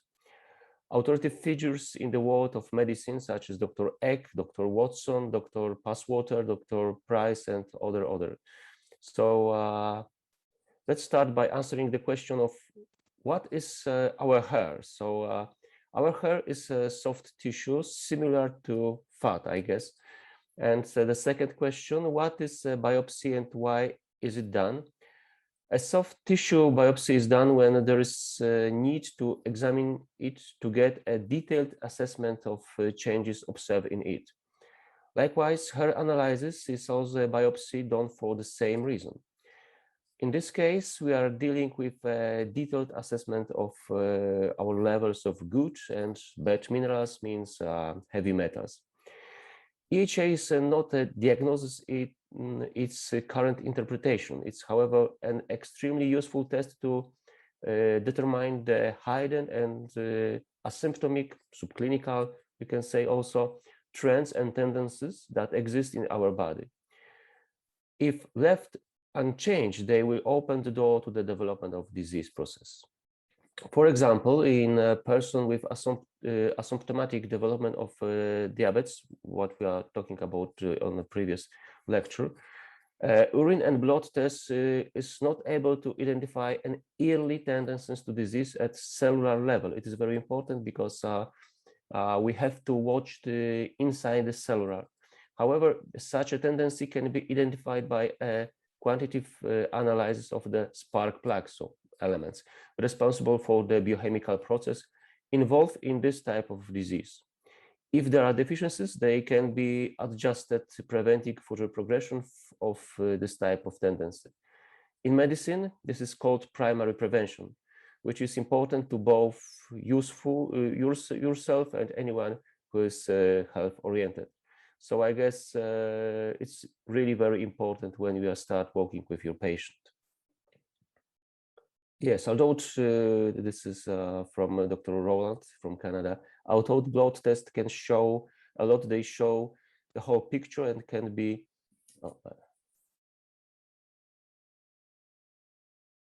completely misleading. Why? Because blood is continually striving to maintain a state of normality, and it will do so until death. And with this, we can go to the main 5 facts. What are the differences between hair test, EHA test, and blood test? They are not tests which compare each other. They can help us to get the whole picture of our patient's body. So the fact number 1, minerals in hair are present in its dead structure, in unchanging quantities and forms. And it is very important that if we cut the hair, the level of minerals in hair doesn't change, neither than in blood situation. Yes, so neither time nor its deadness plays a role. It's similar with heavy metals, which, like other toxic substances, the body likes to eliminate into soft tissue. The principle it follows is simple. It considers minerals that are present in excess as superfluous and sends them to the less important soft tissue, which is the hair, indeed. On the other hand, it transports the minerals it's deficient into the hair in minute quantities. It will continue doing this until it reaches a state of biochemical equilibrium, that's mean homeostasis. The fact number 2, because the level of minerals in hair is generally approximately 10 times higher than in the blood. Their amounts can be precisely determined based on an EHA without any problems. Here we can meet with a lot of problems with when we want to mark especially micro elements in blood like germanium, like lithium. With hair, we don't have this kind of problem. So this is the second fact. The third fact, blood tests are often extremely valuable, especially in ad hoc cases. The problem is that the results reflect only the state at a particular moment in time and do not communicate what's happening in the body over time at cellular level. This is because blood is only a carrier of substances like minerals, glucose, vitamins, fats, hormones, etc., etc. However, their final recipient is cells, and that's why we should determine what our cells are missing or have too much of. And here EHA will help us with this, and it will also answer the annoying question of why are my urine or blood results are normally, but I still feel unwell. I think that you meet a lot of this kind of patients. You do the blood test and the results are quite okay, and the well-being of your patient is not so good. So it could be the reason, because something was started and the hair test can show us what exactly it was. Okay, fact number 4. Blood as well as urine and also stool results may change every hour, and their current values are affected by, among others, physical activity, mental stress, type of food, etc., etc. They are well established in medical diagnostics, and according to experts, they are recommended at fulfill their task, but only in ad hoc cases. However, when it comes to metabolism, trends, and tendencies, they become unfortunately less useful, and where actual loads and nutritional needs must be determined, they are downright useless. An example, and I think that this is a good example, would be to measure the calcium and magnesium levels from blood. It just so happens that in order to maintain homeostasis, the body will do everything to ensure that minerals in the blood serum are relatively constant. Therefore, if blood calcium is insufficient, the body will accumulate its level, taking it from bones or teeth. In practice, this means that you can have a tendency to bone demineralization or osteoporosis, while your blood calcium level is still within the normal range. Likewise, you may be deficient in magnesium, which is responsible for, among others, turning calcium into a liquid. The ratio that is lost between them, excess calcium compared with magnesium, can have different repercussions, for example, after calcification. Despite this, the blood... Marcin, 2 more minutes? Yes? 2 more minutes. Okay, okay.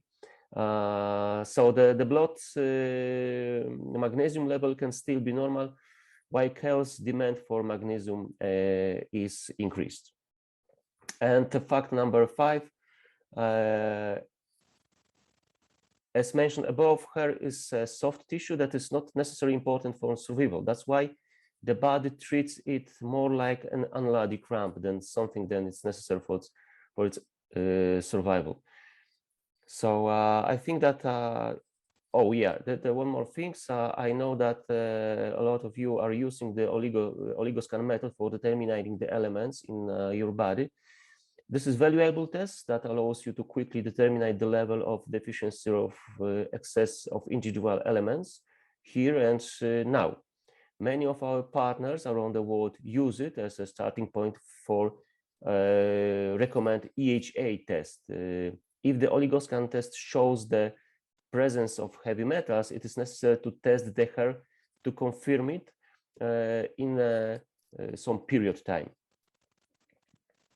Okay, I want to show you the EHA test report, but I think that for interested who are interested, I can send the link to the sample report.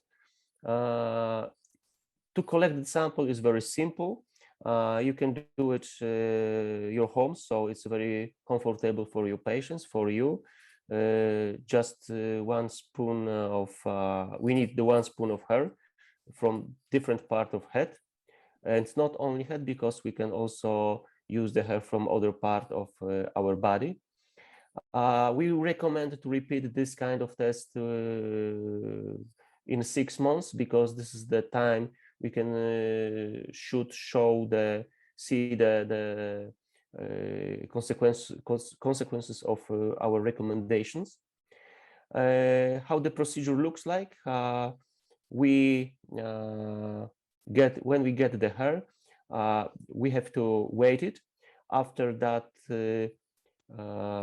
we mineralize it in special Mars 200.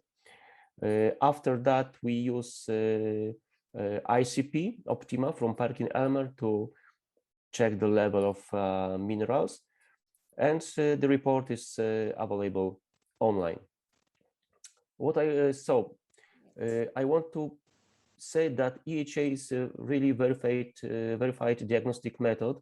Occasionally, the hair elemental analysis is questioned. This is due to so much to the lack of scientific studies that explain its efficiencies and value, but to the activities of pseudo laboratories, I guess. There are several laboratories on the world market that do not have the appropriate technical background or know how to develop this kind of tests.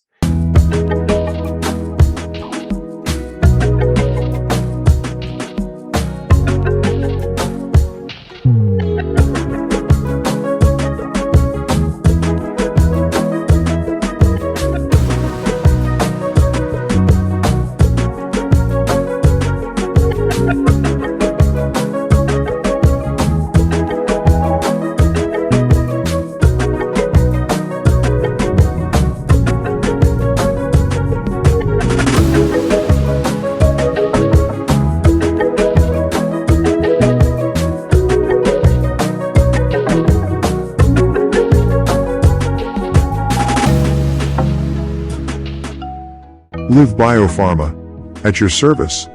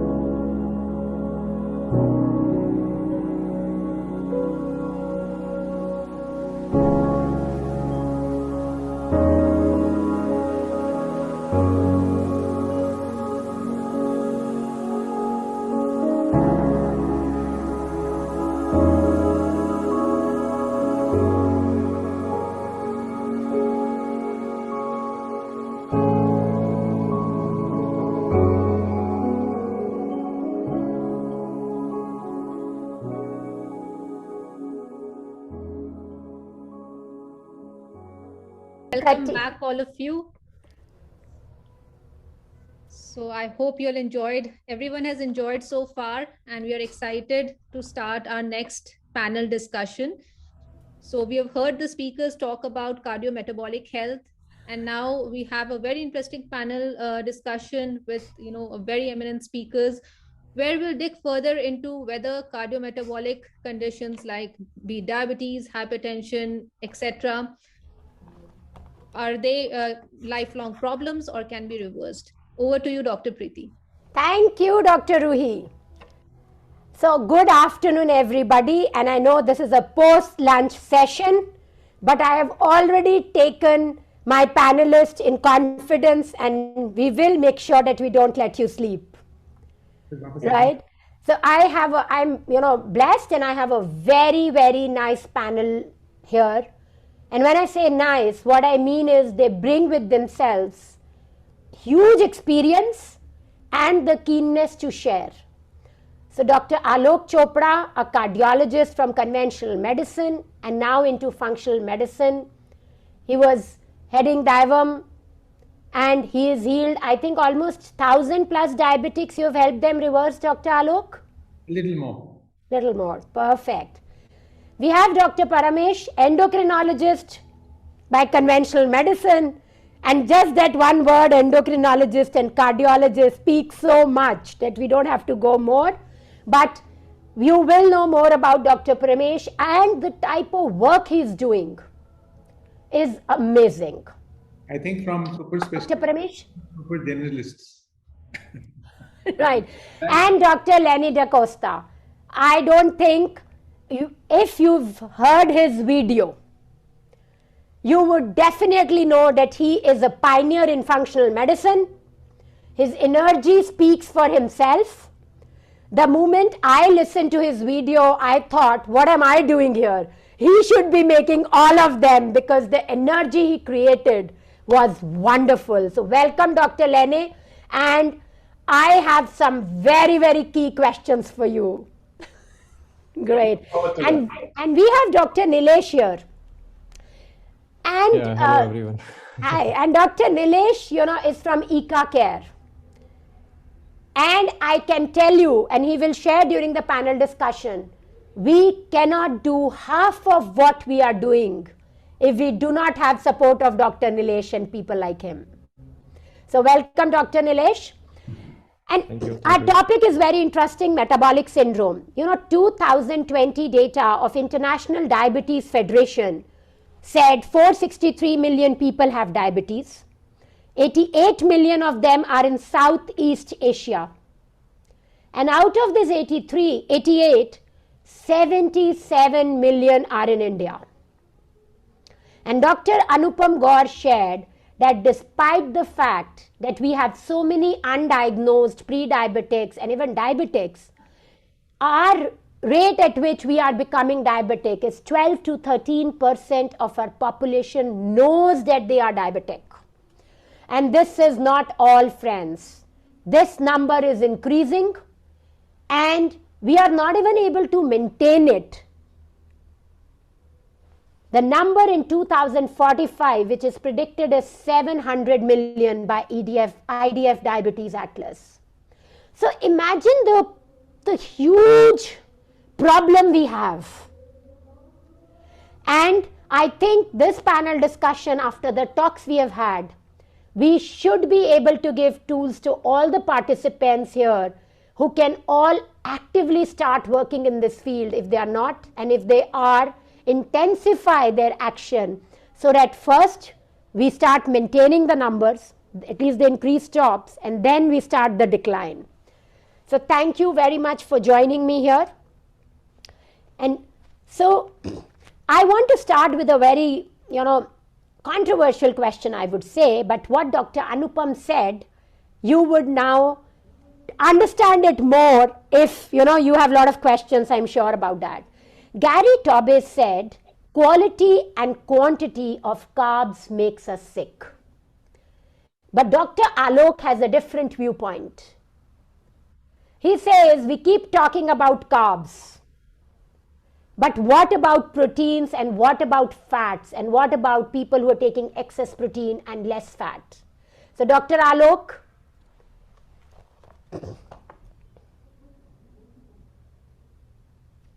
Yes. Oh, should I Yeah. start?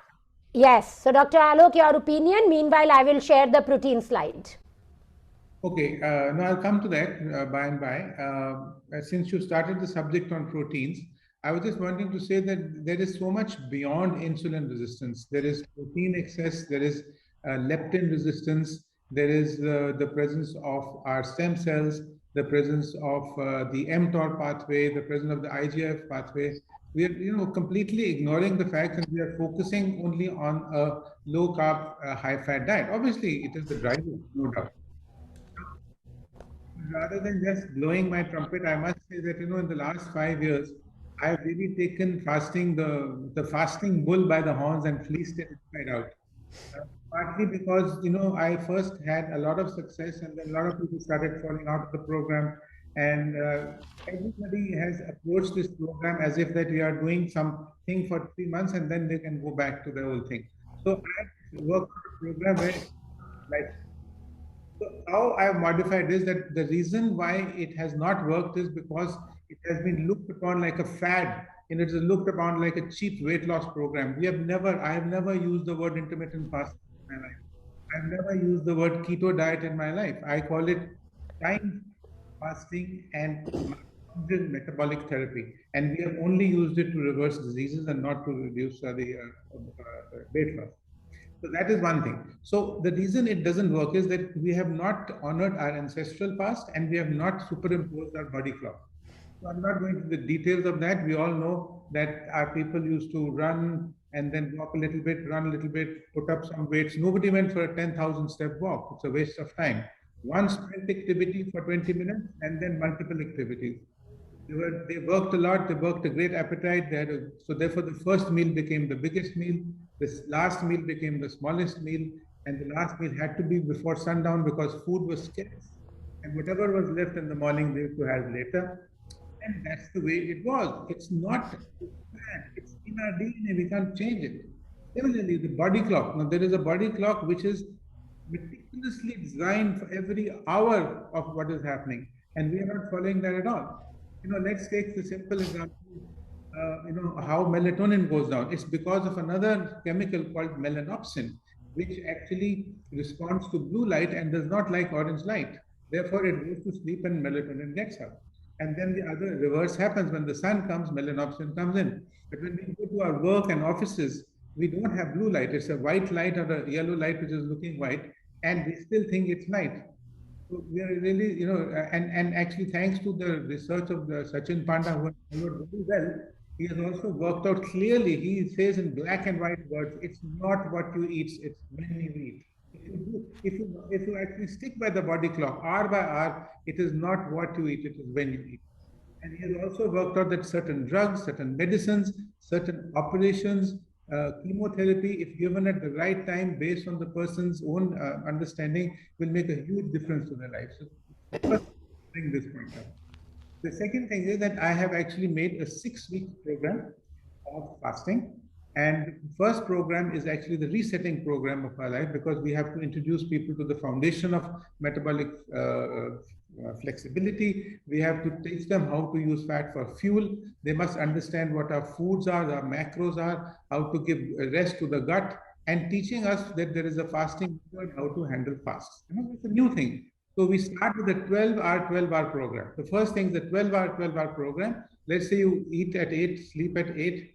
So you're fasting only for 4 hours. So you put 3 small meals, 50% first meal, 25% second. So the first week passes very beautifully, and people start symptoms of ketosis that they're introduced to. Then the second week is the recharging week, which is for 14 to 18. Where 14 to 18 hours, you get a deep keto change.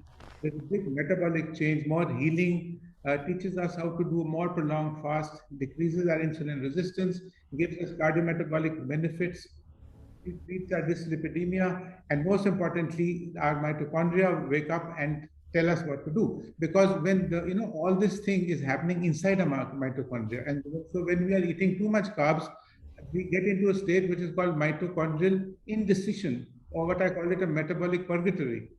So anyway, here is the time where we start carb cycling from on the second week. But at the same time, we shouldn't eat any bad carbs, and it's not, that's how we start. But this carb cycling in the second week should not be meant for people who are horribly obese, who have very severe insulin resistance, or who have gut, inflammation. There will be some mood behavior changes, but we can handle that. The third part is the renewal program, where we are doing a 20 to 22-hour fast or a one-day fast. So you can have either a OMAD, one meal a day fast, or we can have a nearly one-day fast. What I do is that, first of all, what does it do? It gives us a very quick ketosis, gives us strength, flexibility, disease prevention, longevity, increasing stem cells, cellular repair, hormesis, increased energy, clear-headed stimulation. This is the thing. And if at some point people cannot do this, we said go back to your second week again. That is one thing.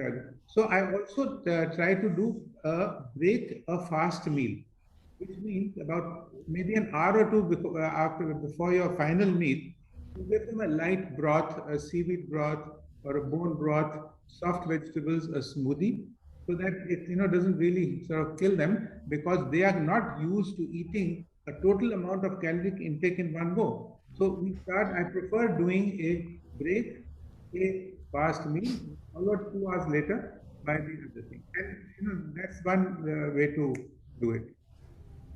So we've done the reset program, we've done a recharge program, we've done a renewal program, and then we do a rebalance program. And this rebalance program again comes into a 12 hour, back into a 12 hour.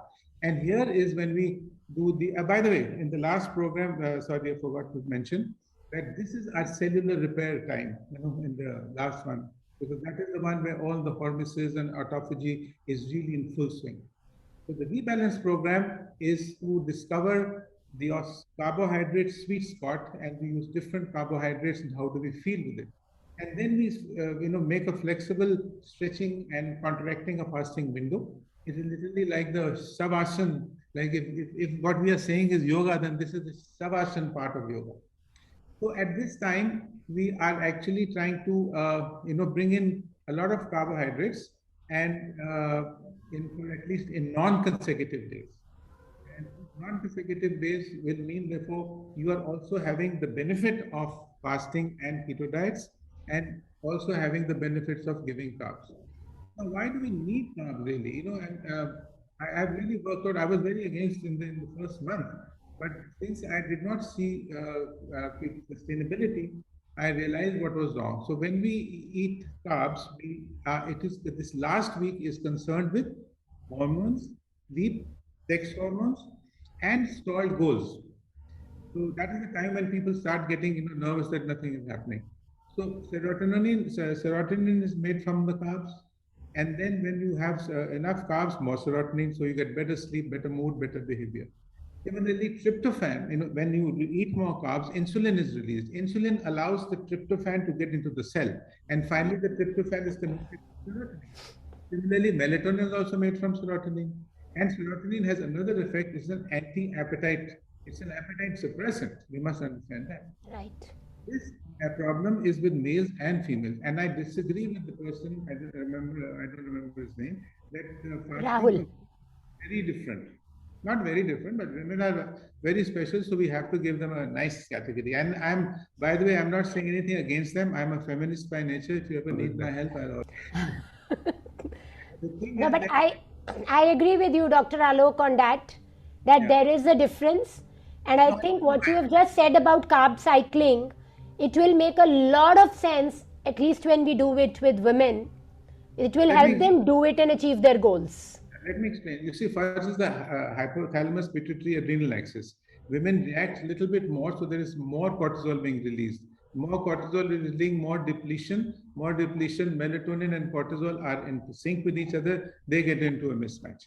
The second is that there is another protein in the body called kisspeptin. Sorry for the name, but that's the name, I didn't invent it. And the kisspeptin is very much close related to leptin.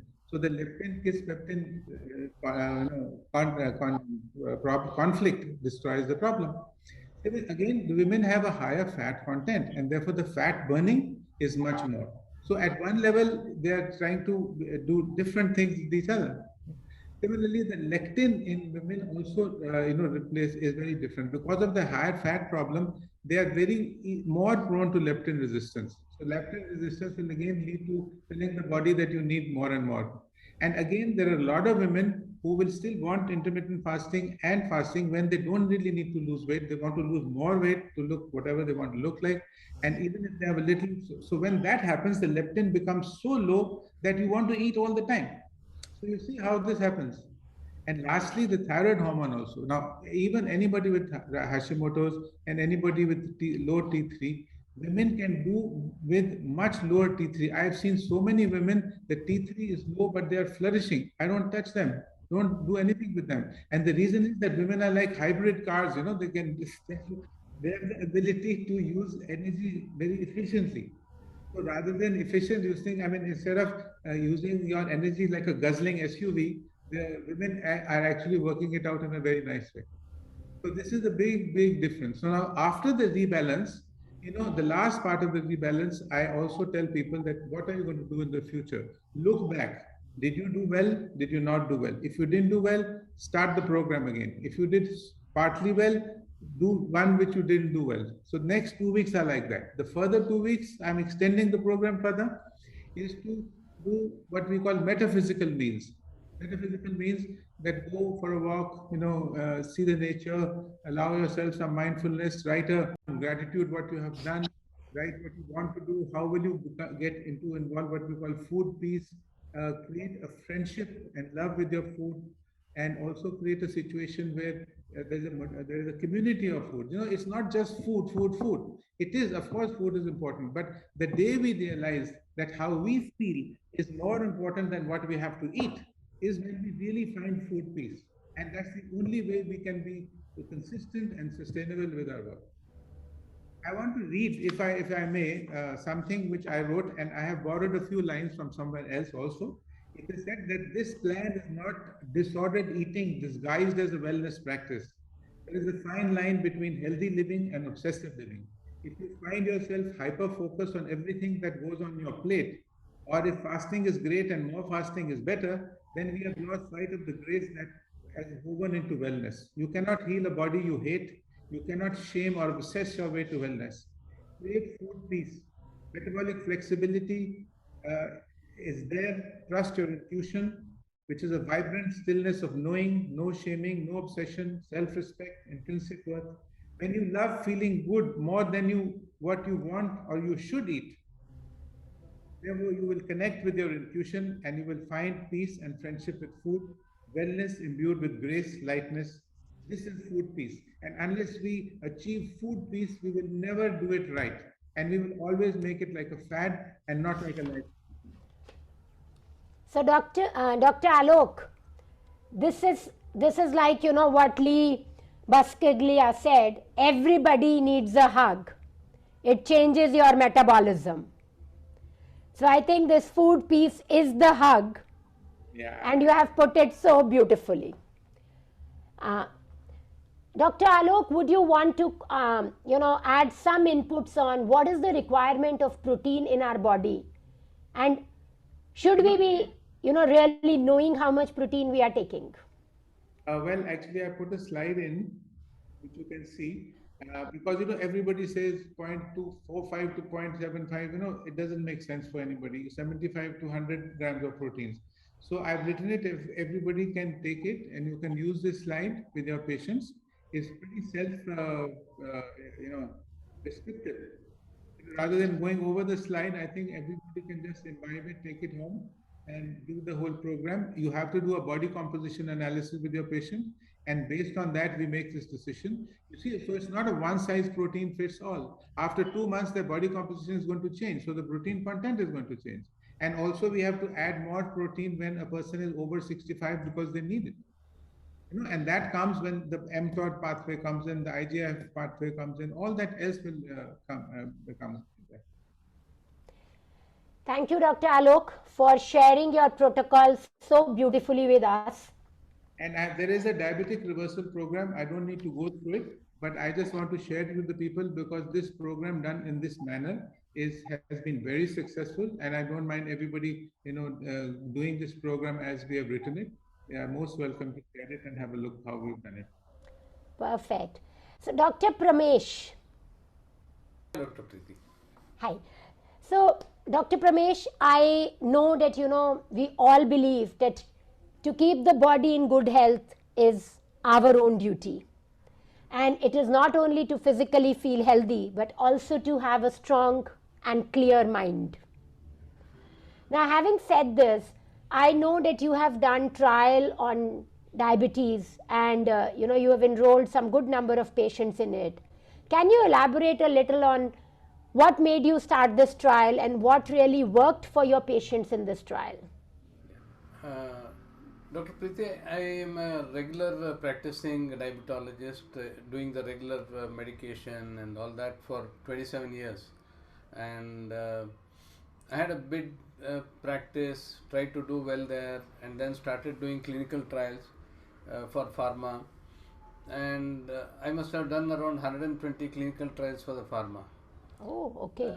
All the drugs, the sitagliptin, the SGLT2s, we did that, and I was expecting someday they're going to come out with a fantastic product which will help all our diabetic patients. I saw that it was not happening. Right. The HbA1c would reduce by 0.5%, which makes no big difference for our patients who come with a HbA1c of 9.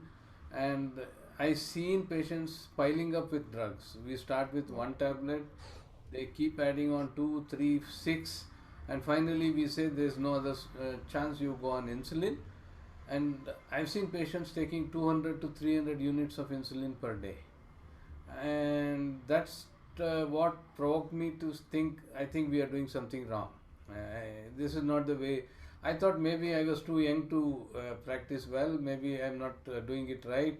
But then after 20 years I said, no, there's something wrong with the system and not with me.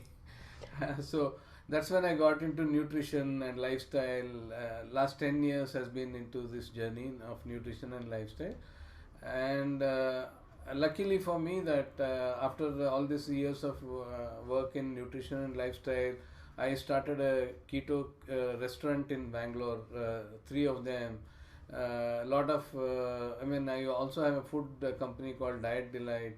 So with all this, trial and errors, I got into a company which was trying to reverse diabetes, and it was a US based company called Twin Health. And I was, very happy that I got this chance to do lifestyle as my job.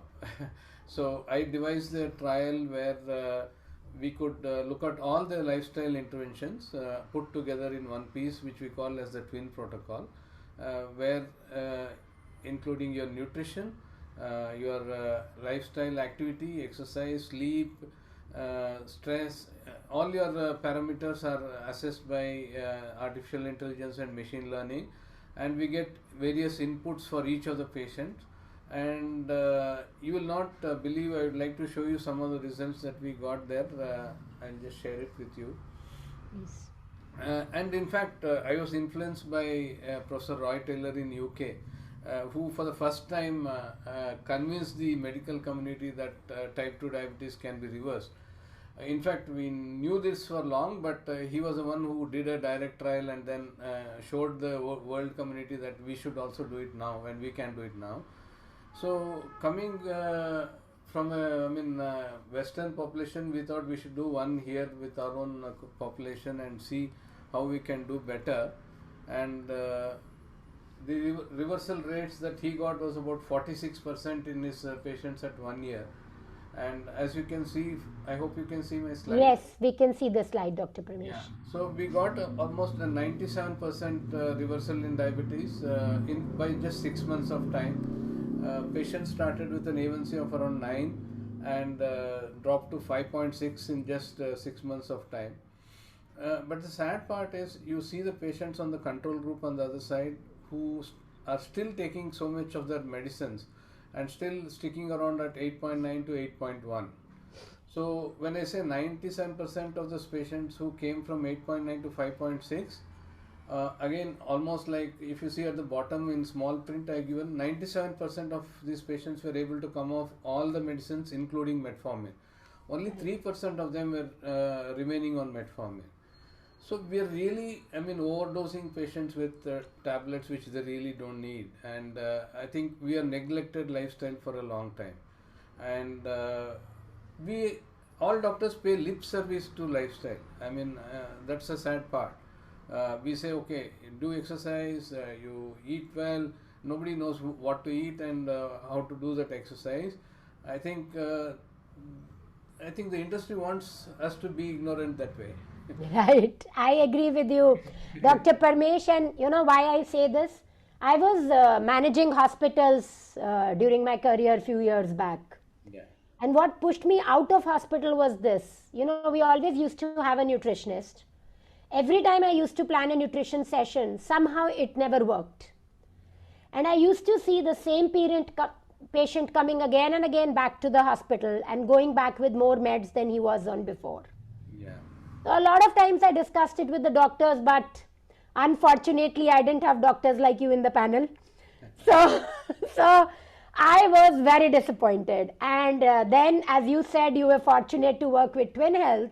Yeah. I think I was fortunate to join VLCC and then know about FM and then reverse my own diabetes. But your data is actually very impressive. Yeah. Very, very interesting. So, Dr. Paramesh, from here I want to continue. That what do you think about mitochondrial health of these patients? You know, did you do anything in particular to actually improve that too? Yeah, I think we really didn't deeply study that part, but of course we did some interventions which helped them get better. Like we said, we need to use the right kind of fats. I think that's one of the most important things which are today spoiling the mitochondrial health. We took off all our patients from the refined omega-6 rich oils. We educated them that they should take good fats, and I think Dr. Alok and many others spoke already about intermittent fasting. So Right. we made our patients to understand that the concept of eating many number of times, which is so much inculcated into our diabetic patients, is wrong. And it took a very hard time for us to really educate them. Rather make them relearn this, unlearn that thing. So patients started doing 2 meals a day, 1 meal a day. They felt so good, and they saw the sugars getting better, and they were able to have a lot of energy while they were eating 1 meal a day. And they always thought that they have to eat many times to get energy. So this was something which was a learning for them and for us also. And we also had patients taking coconut oil. Then we also had people taking the haldi with pepper and coconut oil. So I think one of the things that we were able to show in this trial was very impressive, was some of the common foods that patients took when their health was not good. Like let us say a vegetable salad, which you think is so healthy, when their sugars were high and their metabolism was not good, produced a very high area under the curve of postprandial glucose, almost around 150. And after say 6 months in the program, when they had got better, they lost weight and their health was better, the same salad produced hardly about 30 after the thing. All these patients, remember, they were on the CGM continuously. So we put patients on CGM. So we were able to measure the response to food at baseline. Almost about 15 days we kept them with no intervention, just studying what they were eating and how they are responding. And when we gave them the same food 6 months later in the program, the food response was so much different. So I think I still remember somebody on the panel saying, it's not the food which is bad or good, it is how our metabolism is good or bad. I think that's where the error lies. I think we need to take that. Right. So I generally tell my patients, it's now not about what you eat. It's when you eat, how you eat, and with whom you eat. Right? And before I go to Dr. Lenny with my next question, I want to share something here. You know, when I just started this science about 6 years back, a patient came to me who was trying to conceive. She had gestational diabetes and a gynecologist had referred her to me. So after a week, you know, I get a message, Doc, I don't know what's happening. You've not given me the right diet. I said, what happened? She said, no, whenever I eat the food you tell me to eat, my sugar levels go high. Like Dr. Paramesh said, you know, even salads increase the sugar levels when the metabolism was not right? And she said, when I go out and have golgappas with my husband, you know, my sugar levels are all normal. So I feel that I should only be eating golgappas because that keeps my sugars normal, right? So I had a team of 7 nutritionists then. Now, and I gave them this assignment. I said, you tell me, why is this patient saying this? So, no offense to nutritionists, sorry, but, you know, generally the training is like that. They said, no, ma'am, she's not, you know, she's cheating. She's not following the plan or something like that. And I said, no, there is another reason to this. I said, you ask her, when she's eating the diet which we have said, what is she doing and with whom she's eating? And when she eats these golgappas, what does she do? The answer I got was, when she eats this diet home cooked food, she's sitting with her mother-in-law, and mother-in-law is all the time telling her, this is your precious pregnancy, you've just quit your job for this pregnancy now, eat it properly, do this, do that. And when she used to go to have golgappas, he used to call her husband, he used to come 2 hours early from the office. They used to go walking, have golgappas, and after that walk for another hour before they came home. So I think that gave me a lot of insight, and that's the reason I now do include with whom whenever I say something like this. So I thought it's too much for people to comprehend. Let me make it practical. Dr. Lenny, what is it that we can do more to improve mitochondrial health of diabetics or, you know, patients of metabolic syndrome? Because as we saw, even Dr. Anupam mentioned, mitochondrial health is the core reason in metabolic syndrome, and we all know that's one area where we have to do a lot of work if we do not want that the moment patients go off their diet, they again, you know, become diabetic, which generally happens for a lot of patients. Yes, Dr. Lenny. So, Dr. Priti, I can give you a nice prescription for mitochondrial health. And I'll tell you, 90% of it won't work with most patients. The reason why I'll tell you, because when it comes to diabetes and metabolic syndrome, one size doesn't fit all. Right. And the reason for this is because our body is complex. While I enjoyed the entire presentation of Dr. Anupam Gaur when he went into details of the entire biochemical reactions happening, that's something I love.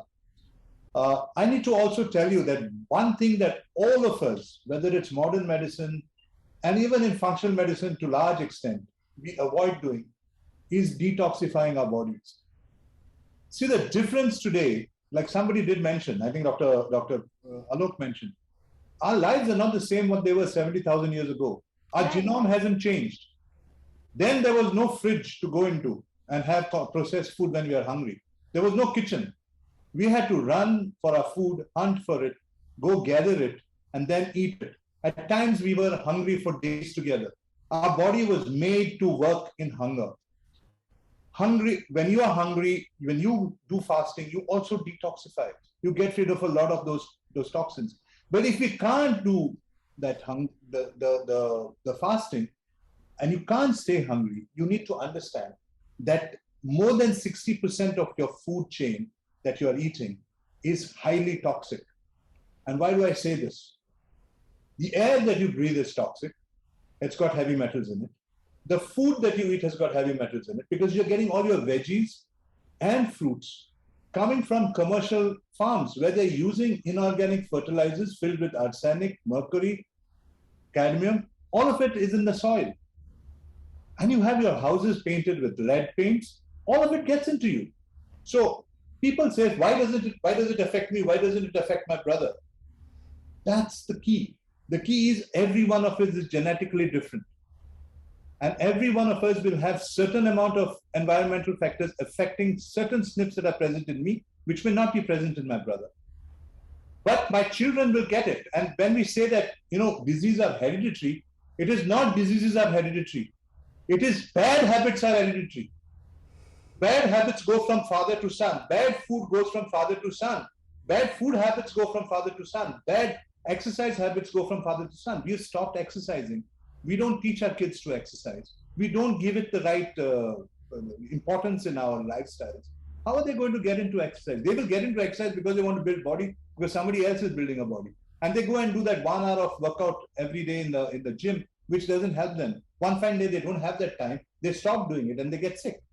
So the best way first, before you get to mitochondrial health, is detoxification. The second is ensuring that you have the right supplements. Because the food that you eat, even if you have organic food, I have patients come and tell me, Doc, I have organic food. I have the best food that you can get in the market. So I can't be getting this toxicities. I said, hang on. The food that your father ate or your grandfather ate is not the same food that you are eating. Dr. Lenny, because you don't have these minerals and supplements. Yeah, Dr. Lenny, I will want to actually ask a question right here. Yeah. You said detoxification is the key. Yeah. That's number one. Any tips on how to detoxify? So for all my diabetic patients, before I get into actual detoxification, because I've been doing a lot of detoxification for the last 25 years. Right. I think Praveen Saxena, I can see him there. I think two of us actually started off, understanding how we can do detox in this country. We didn't have medications those days. Right. And we started the IV detox, IV EDTA, DMSA, oral DMSA, and so many other things, including glutathione. But before I get even there, when I get pre-diabetics coming to me, see, the one of the best ways you detoxify is if you do a good exercise routine every day. It's not 5 days a week. It is every day, 20 minutes, please, for God's sake. 10 to 12 minutes of good high-intensity interval training, 7 minutes of circuit training, itself releases a lot of endorphins. And in the morning, for God's sake. In the morning, there are two things that you do in the morning that help you. I tell this to my patients. Get up in the morning and first be grateful for the day. Being grateful breaks any kind of stress that you have carried to the previous night into sleep. So when you are grateful, you have a different mindset already. It breaks that entire stress cycle. And the second thing you do in the morning is exercise for that 20 minutes. Endorphins are the first stress busters. They are the first chelators, natural chelators. That is what you need to do initially. Now, if you still, after doing all that, after doing your diets and you're not getting the kind of results you want, then you need to actually work and see a full panel. Look at your homocysteine levels. If they are high, chances are that you do have lead toxicity.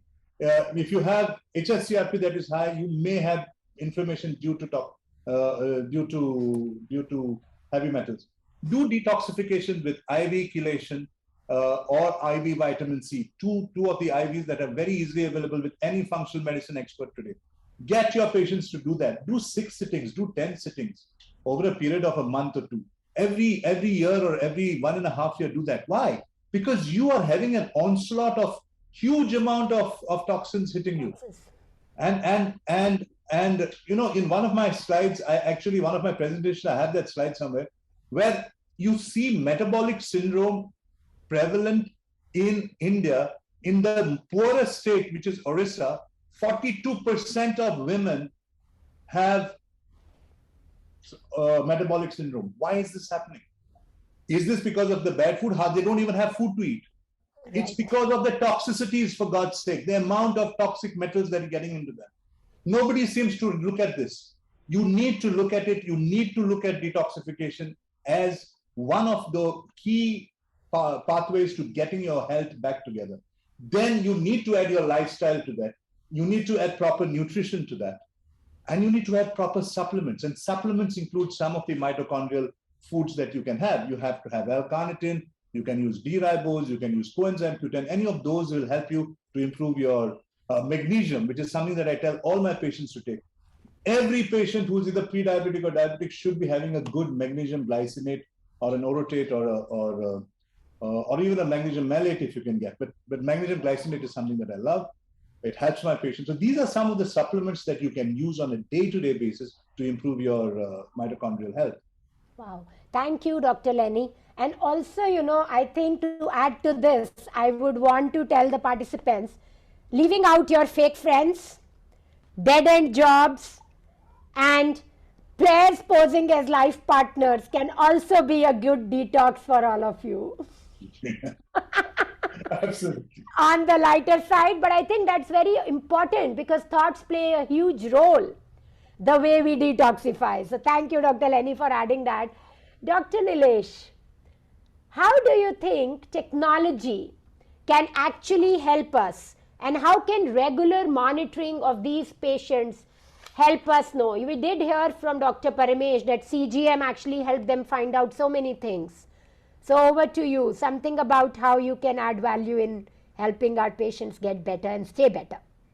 Thank you, Dr. Priti. And just to introduce myself, I'm Dr. Nilesh Kapoor, and I am a founding team member of Eka Care. Also, I happen to be a practicing physician in Noida, and diabetes is one of the key care areas where I sort of try to sort of solve problems for my patients. But these sessions are really eye-opening, and the way you guys are telling us about this functional medicine component, and sadly it's never been part of the education system that we have been through, and even in the normal conventional medicine conferences there is little talk around these issues. And just to reiterate that physicians generally tend to pay a lip service to the nutrition component, no doubt about that, no doubt. So thank you, Dr. Nilesh, for accepting that. So coming to your question, Dr. Priti, so every day, as we see, the tech is enhancing day by day. And the biggest, so I would say, paradigm shift has not happened with the doctors or the care providers. It has happened with the patients. So every other patient is on, not even every other, basically 90 to 95% patients are on smartphones. And they tend to sort of search about their health. They try to search a care provider. They try to do n number of things on the smartphone. And it is something which is their valuable companion. If you look at a geriatric population person, he would be more busy on WhatsApp than doing anything else today, chatting with his friends, doing other things. And so it occurred to us that why not do something where we can bridge this gap, where the patients or the normal people are more using the tech as compared to doctors. So one thing is that tech can change, or tech can start digitizing the healthcare records. The healthcare records is something which is very poorly understood by many people. So it's not only the prescription, it is not only the lab report, it's even a simple pulse rate taken through a pulse oximeter. It is even something more like how many steps I have walked on a daily basis, how many minutes of exercise I have logged into it, what kind of food I am eating on a daily basis. So the lot and number of things which are health records. And currently, and sadly in India, we do not have any sort of uniform standardized system to go about it. And we at Eka Care try to build that system where you can sort of store your health records in the health vault, and you put in any lab report like SRL, anybody's report, you can upload it, you can put up a snap, and it will get converted into a smart report. It will generate trend lines for the doctor. So it is something which is very user-friendly for the patient. He can even send his reports on WhatsApp to the Eka Care number, and it will get tagged to his sort of app. And that will be again visible to doctor on his sort of synced prescription software. So we call it as a connected care ecosystem from Eka Care. So there are two things which are very important. Number one is that when a patient goes and he hops from a doctor to doctor, from specialist to specialist, from hospital to clinic and clinic to hospital, there is no continuum of care. So unless and until he is stitched to the same hospital over a period of time, there is no continuum of care, and the records tend to get missed, or pieces of paper tend to get teared, and things get lost. And in the journey, what happens is when the patient comes to the doctor and he has to scan through files and files of data, and it leads to valuable loss of time, and eventually the health care quality that suffers, and the actual impact is on the health outcomes. So whatever whatever treatment protocol, whatever management theme we are following, either conventional medicine or functional medicine or whatever, we need to sort of understand that tracking the vitals, tracking the lab parameters, tracking everything, and that too on a single platform is very important, so that it makes sense for both doctors and patients. Dr. Nilesh, in one line, if you could also share what is the concept of patient health ID as envisaged by ABDM, and how is it going to change the health landscape? But Dr. Nilesh, 1 minute. Okay. So thank you. Our honorable Prime Minister sir has already launched ABDM, and what ABDM envisages is that every citizen of this country will have a unique health ID, just like an Aadhaar card, and every healthcare provider will also have a health ID, and every health record that will be generated in future, that will be by any health provider like lab or hospital or doctor, that will be eventually tagged to that health ID, so that this concept of continuum of care gets established across the multiple players. So what will happen tomorrow, Dr. Preeti? Suppose you are a patient and you go to Apollo Hospital, you get your treatment done there, and then you come to Dr. Parmeshwaran for further consultation. Dr. Parmeshwaran will be able, just punch in your health ID, you will get an OTP, and you will share the OTP, and then you will be able to access all the records. Thank you, Dr. Nilesh, and I'm happy to say that Nilesh's team at Eka Care are working with the government to help get this infrastructure ready, which is a big thing for all of us. Right? So thank you, Dr. Nilesh. Thank you, Dr. Priti. Dr. Alok, I have a question for you, and which is, we are hearing a lot of heart attacks post-COVID vaccination. And Dr. Anupam did share in his Excel what's going wrong. But I want to know from you, one, what are the blood tests which we should do to know that, cardiac parameters are safe?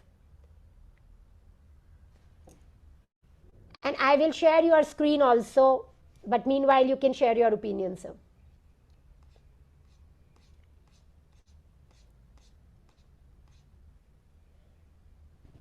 Dr. Alok, you are muted. Thank you. Okay. So I said there are no specific laboratory tests for younger people. I mean, we have to focus more on the causes of why they're happening. See, the younger people are actually, the first problem is that their jobs, that's quickly wanting to make a fast buck, to get organized and be in the league of people who are known is one of the biggest stress. They have no family life. They mostly are divorced once or twice, and they're away from their parents. They only make friends who are doing business with them. As a result, there's a tremendous stress, and all the time they're depleted of all their stress hormones. And obviously, certain tests which nobody normally does, like cortisol and DHEA, all those other tests. The others are quite common to everyone. The other is a lot of substance abuse, early smoking.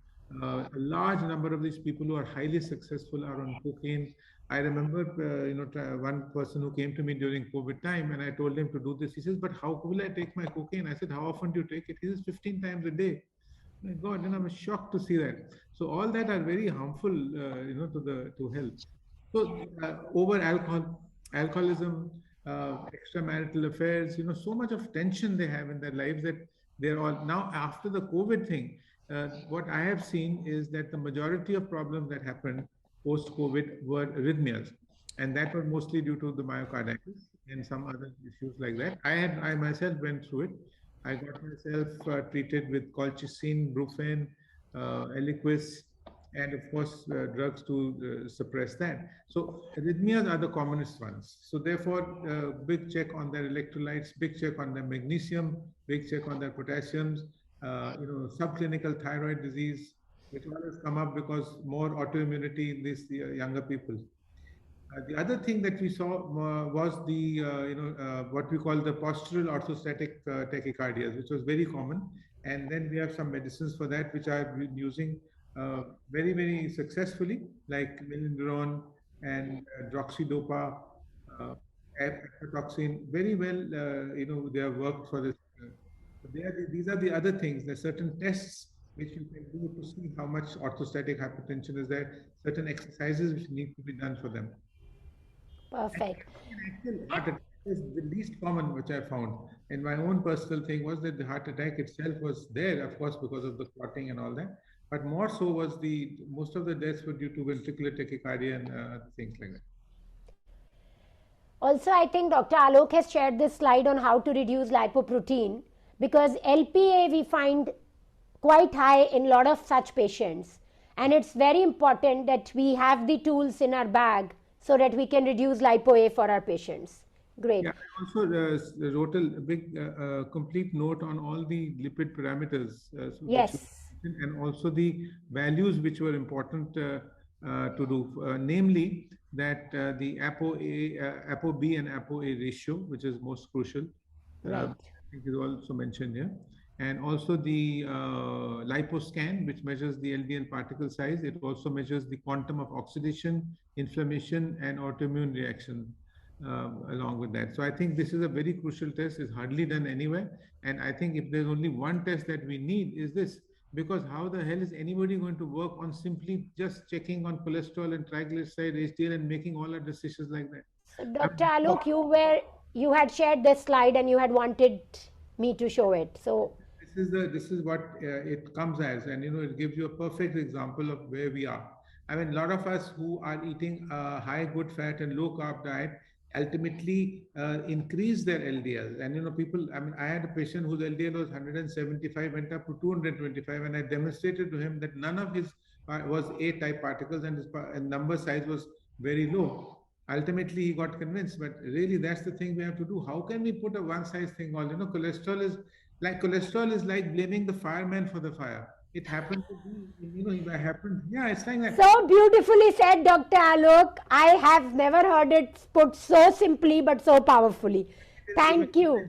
Let's say you come from England and you take a cab, you sit in the cab driver puts your bag into the dicky and seats you in, opens your bag, puts some cocaine in, and you get stopped by the cop. Who will get arrested? You. That's what poor little cholesterol is suffering from. Great. Thank you, Dr. Alok. Dr. Lenny, just to take this forward, do you think gut detoxification, intestine detoxification, liver, kidney, when all these organs function better, we have a better metabolic health? So what is your advice to your patients to have clean intestine, liver, and kidney? Okay, so just before I answer that question, that last slide of Dr. Alok's on lipoprotein little a.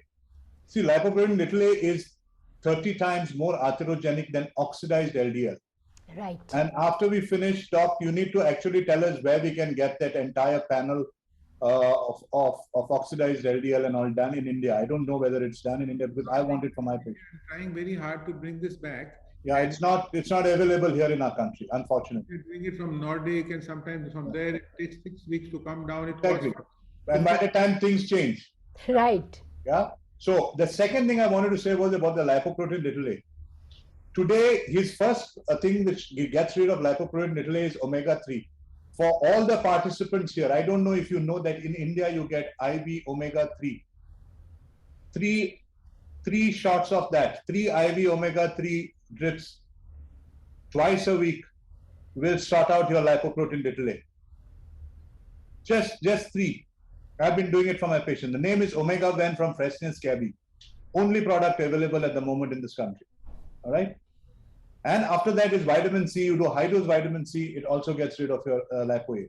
Now coming to the gut issue.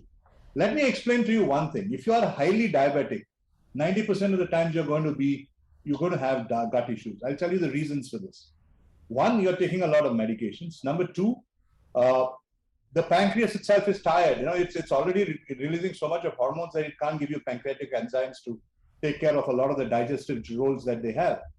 As a result of which, you have a lot of gut paresis. I mean, the gut doesn't move as well. And of course, you've heard of how the hormonal issues also are involved if the thyroid is low. Now, one of the reasons why you need to have a good gut is because you need your liver detoxification to be at its best. If you have gut dysbiosis, you're not taking care of your gut.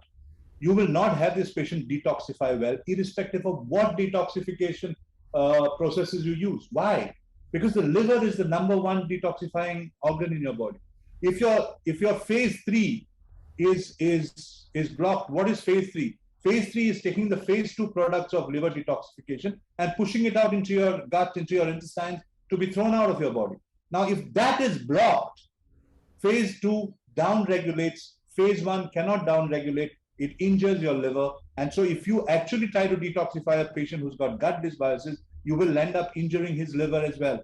So you need to support the liver, you need to support the gut, you need to support the kidneys, the 3 important detoxifying organs of your body. And there is a whole process that we take. See, I do a lot of training on this gut issues for a lot of doctors who want to be a part of it.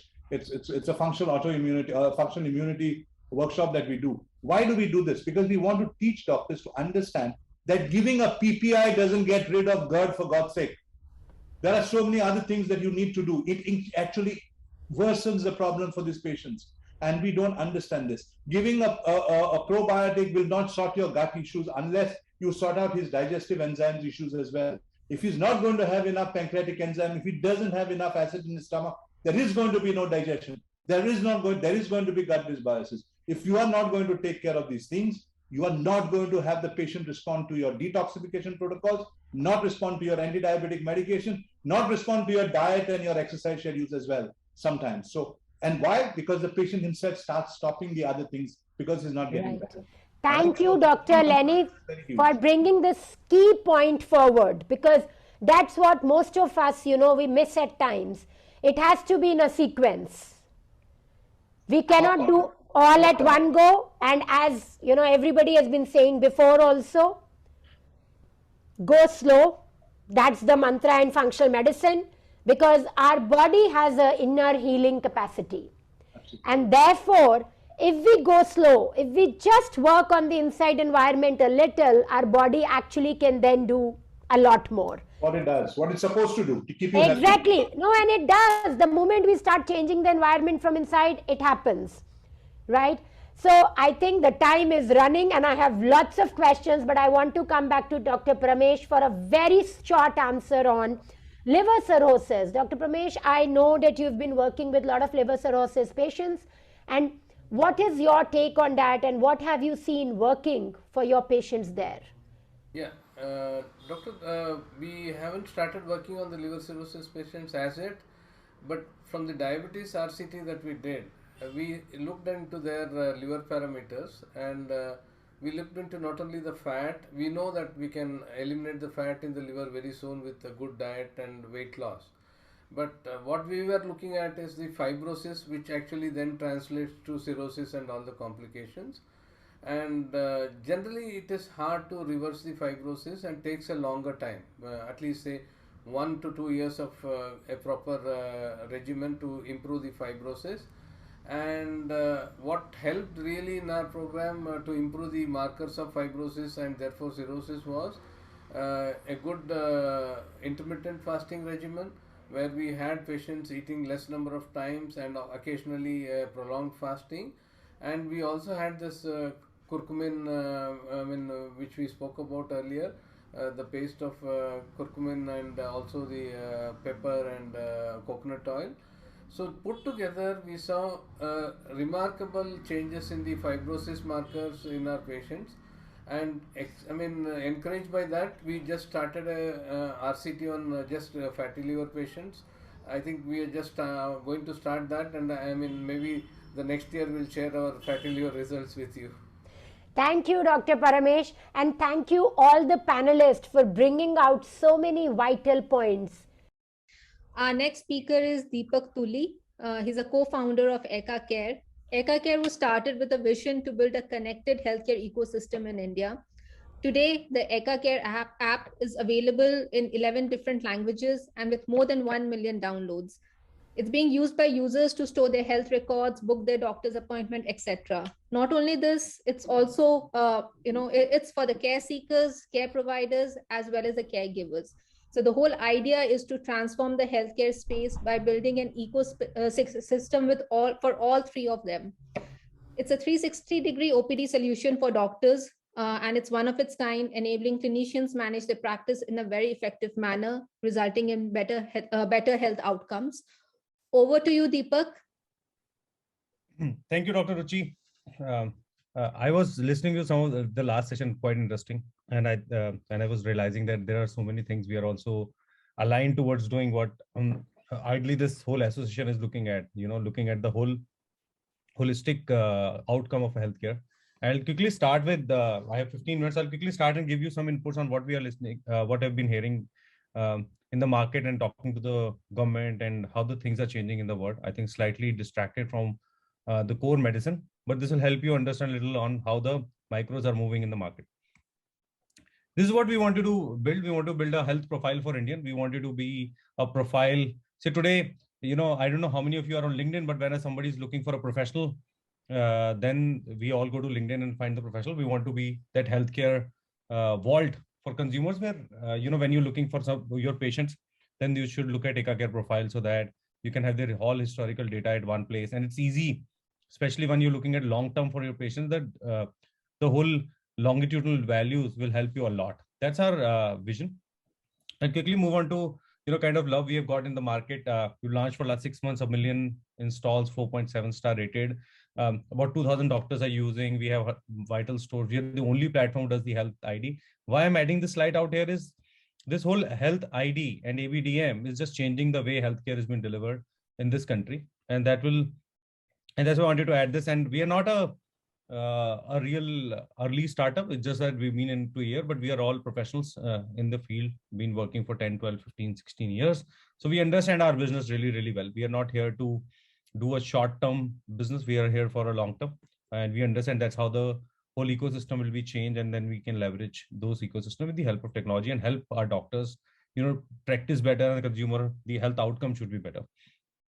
Look at, this is the team. This is the team. Vikalp and I were together at Go Ivibo, and this is the team who's built Arogya Setu app. That's why this slide is also here, just to set up the context. We were the guys who built the Arogya Setu for Government of India and hand it over to them. And that's how our entry into healthcare.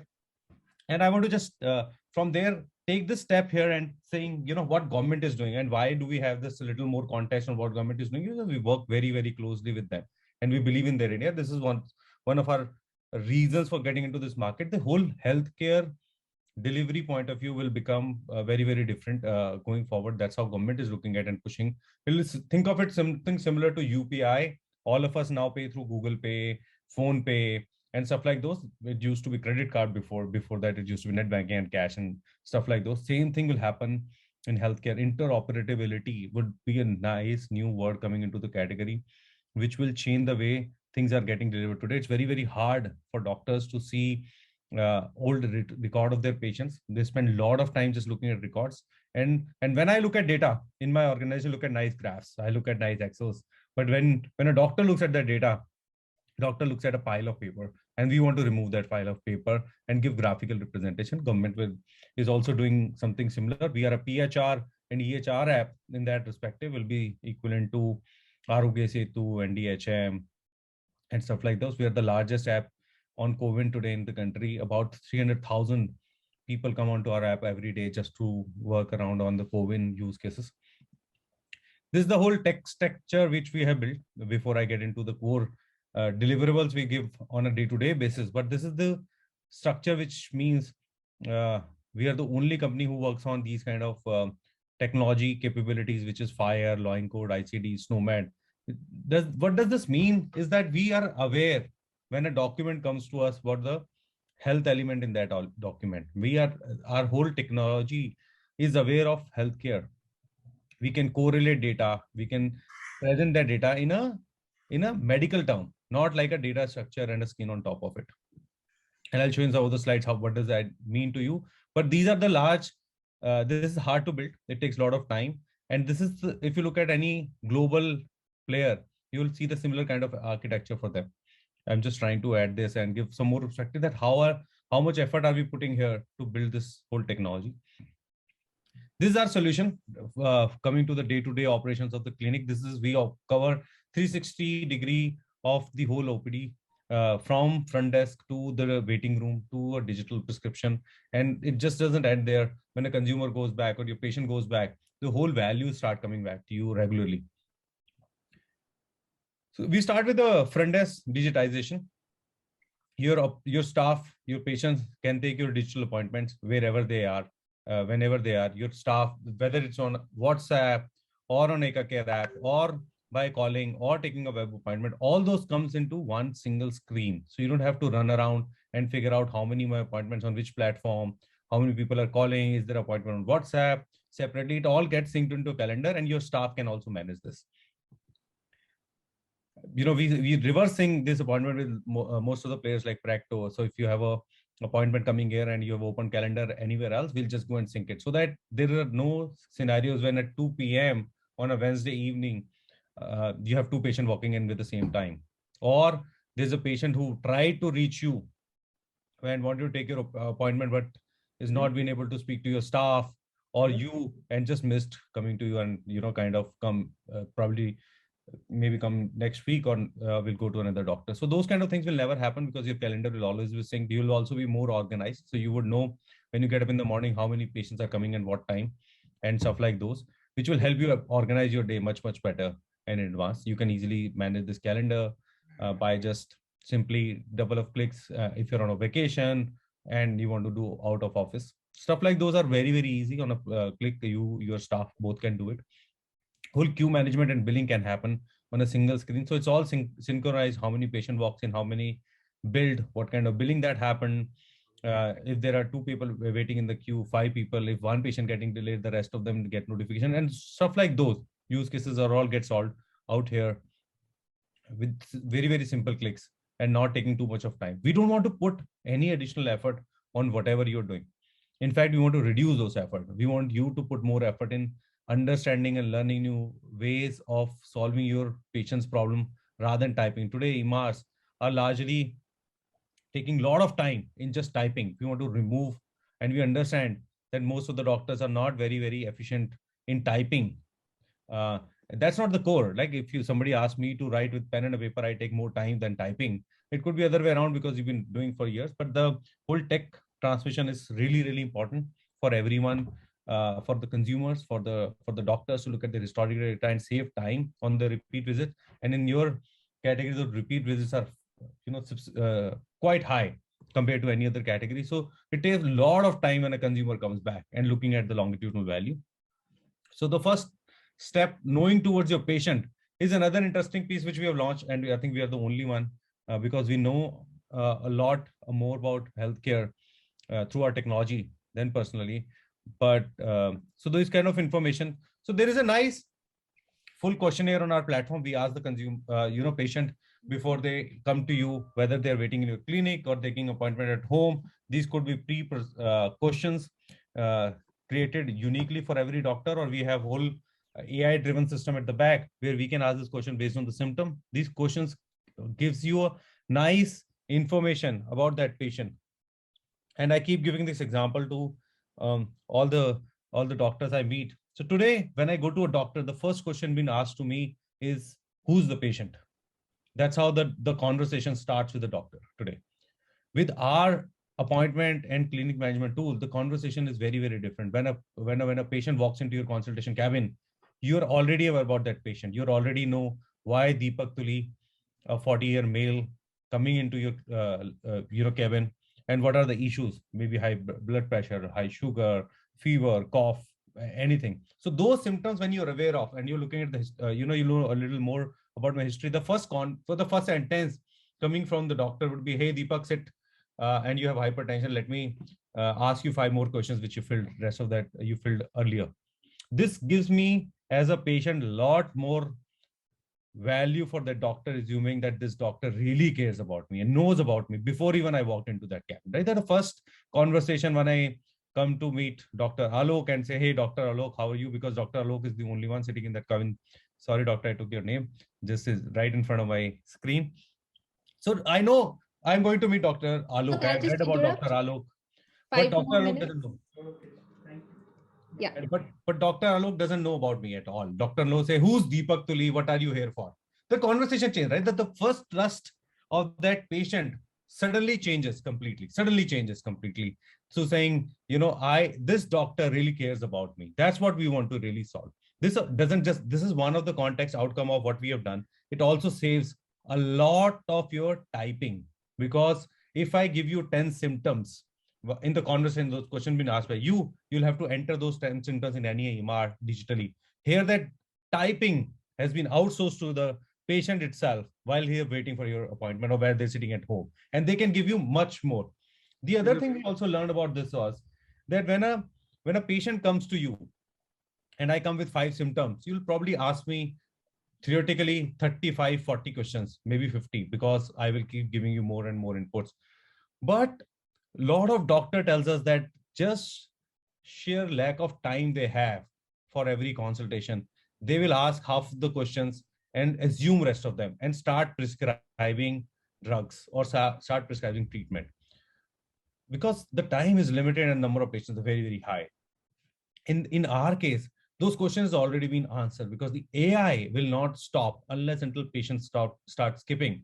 The whole information, the whole context about symptoms, their associated symptoms, amount of time has been happening, XYZ, you will get the full context of that before even a patient walks in. So if you spend like 30 seconds just browsing through it, or even just revising, like this is right, this is wrong, it really helps do a better outcome. A lot of doctor tells us that by using our technology, they've been able to prescribe a better drug in 1 out of 10 cases, which means a better health outcome for that patient. So these are the values we bring in with this self-assessment, which a consumer or the patient filling outside comes onto you. Also helps doctor with the medical legal purposes. So tomorrow I can say, I was diabetic, or I was allergic to dust, and you prescribe me a drug, or I am asthmatic and you prescribe me a drug which was infectious to asthma. But if I'm not declared that, then the liability goes back to the consumer. So those kind of values doctors are finding into this. It saves a lot of time in typing, at least.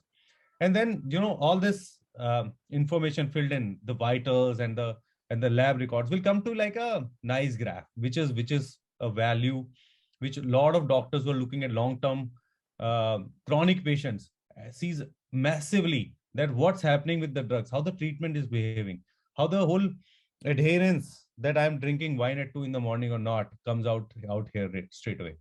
So those kind of things will start helping you.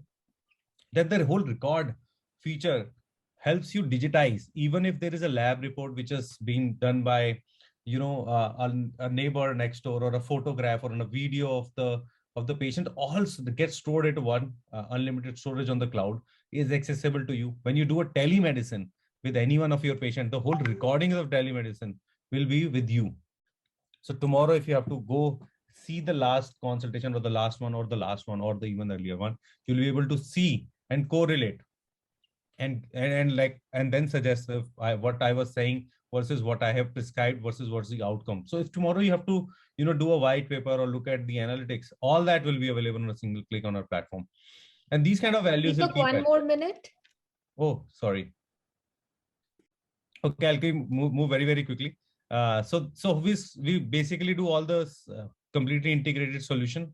There is this for doctors, patients, and the front desk. And it's like a digital prescription completely. The patient gets a self-assessment, medicine reminder. So so I just want to add here, Deepak, that I am using this platform for the last 5 months, maybe more than that. And the good thing is that the moment you tell them something needs to be added, they do it. So thank you, Deepak, for all your support. Thank you. I just wanted to add this. This is just not end of it, and we do a lot of marketing support. We'll be happy to take any more details, feedback. We'll send this information and can be percolated down to every doctor. Okay. Yeah, thank you. I'll take one question for you. So I feel too much technology and digitization is not good. Patient will have no privacy, state will know all data.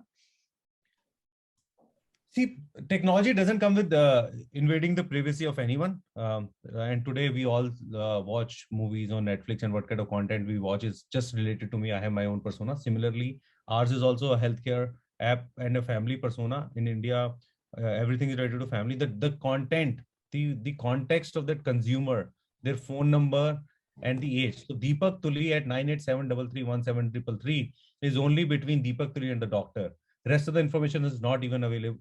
I can't even read that. So today when you use WhatsApp, and I give this example of encryption on WhatsApp, is when I message to Dr.Priti, that message is between Dr.Priti and me. But the status message of Dr.Priti, the phone number of Dr.Priti, or the status message of Deepak Tuli and the phone number of Deepak Tuli is a public information. It's not encrypted.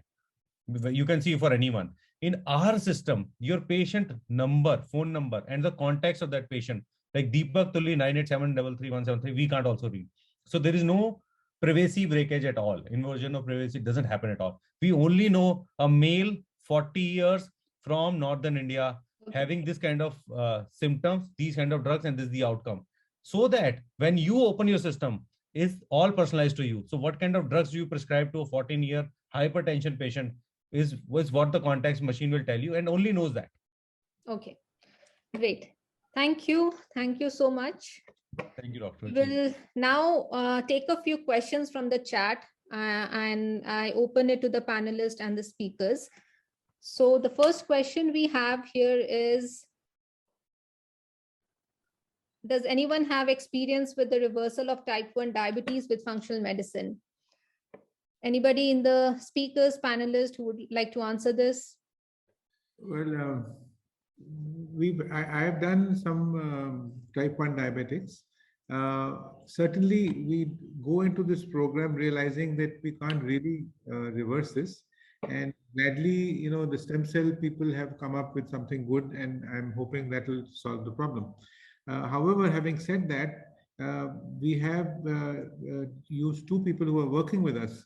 One of the lady was a marketing person. She was taking 4 times insulin, but we managed to get a lower dose of a smallest dose of Lantus, and the rest was managed with diet and all the other things that we talk about.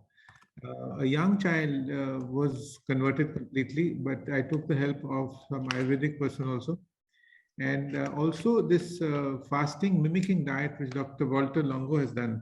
I have tried it on some people. It doesn't convert it, but it does definitely help a lot. I think the final answer will be in stem cells, and the type 2 people who convert into what they call type 1.5 or the late onset autoimmune diabetes of the adult, those people can be definitely helped up to a point. Basically, I check peptide levels. I do a glucagon or a glucose test to see how much. If there is some opening with the C-peptide, then I push it very, very hard. Nothing left to chance. Every day, every minute, they have to do exactly what we say. And I have achieved some form of success. Nothing, turnaround or earth-shaking. But yes, it has really improved their lives a lot.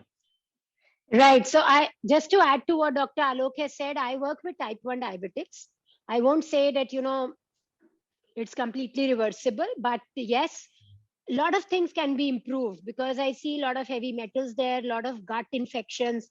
In fact, in young children, 4 to 5 years also, we see EBV, CMV, and sometimes I wonder how so many infections have, happened in such a small child.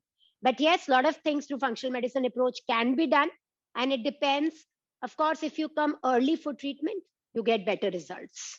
Yes. Dr. Ashwini, would you like to add your experience on type 1? Hi.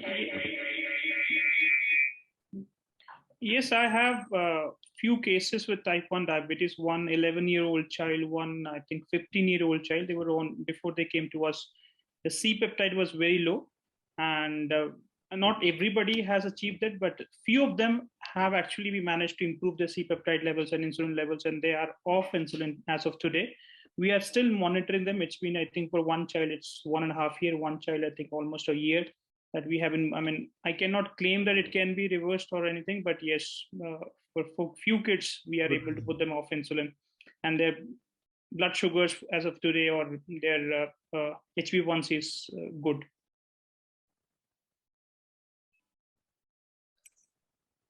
Great. We have another question here on any experience regarding on reversal of ankylosing spondylitis with functional medicine. Dr. Visalam, you would like to take this? Can I answer so this? I will want to say something.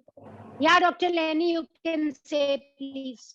Yeah, so ankylosing spondylitis, like all autoimmune disorders, has to be treated like an autoimmune disorder. You need to start with every system of the body, starting with your gut. And then, of course, add to that, because we've had a couple of cases that we have done, not too many, because we don't get too many of those to my clinic.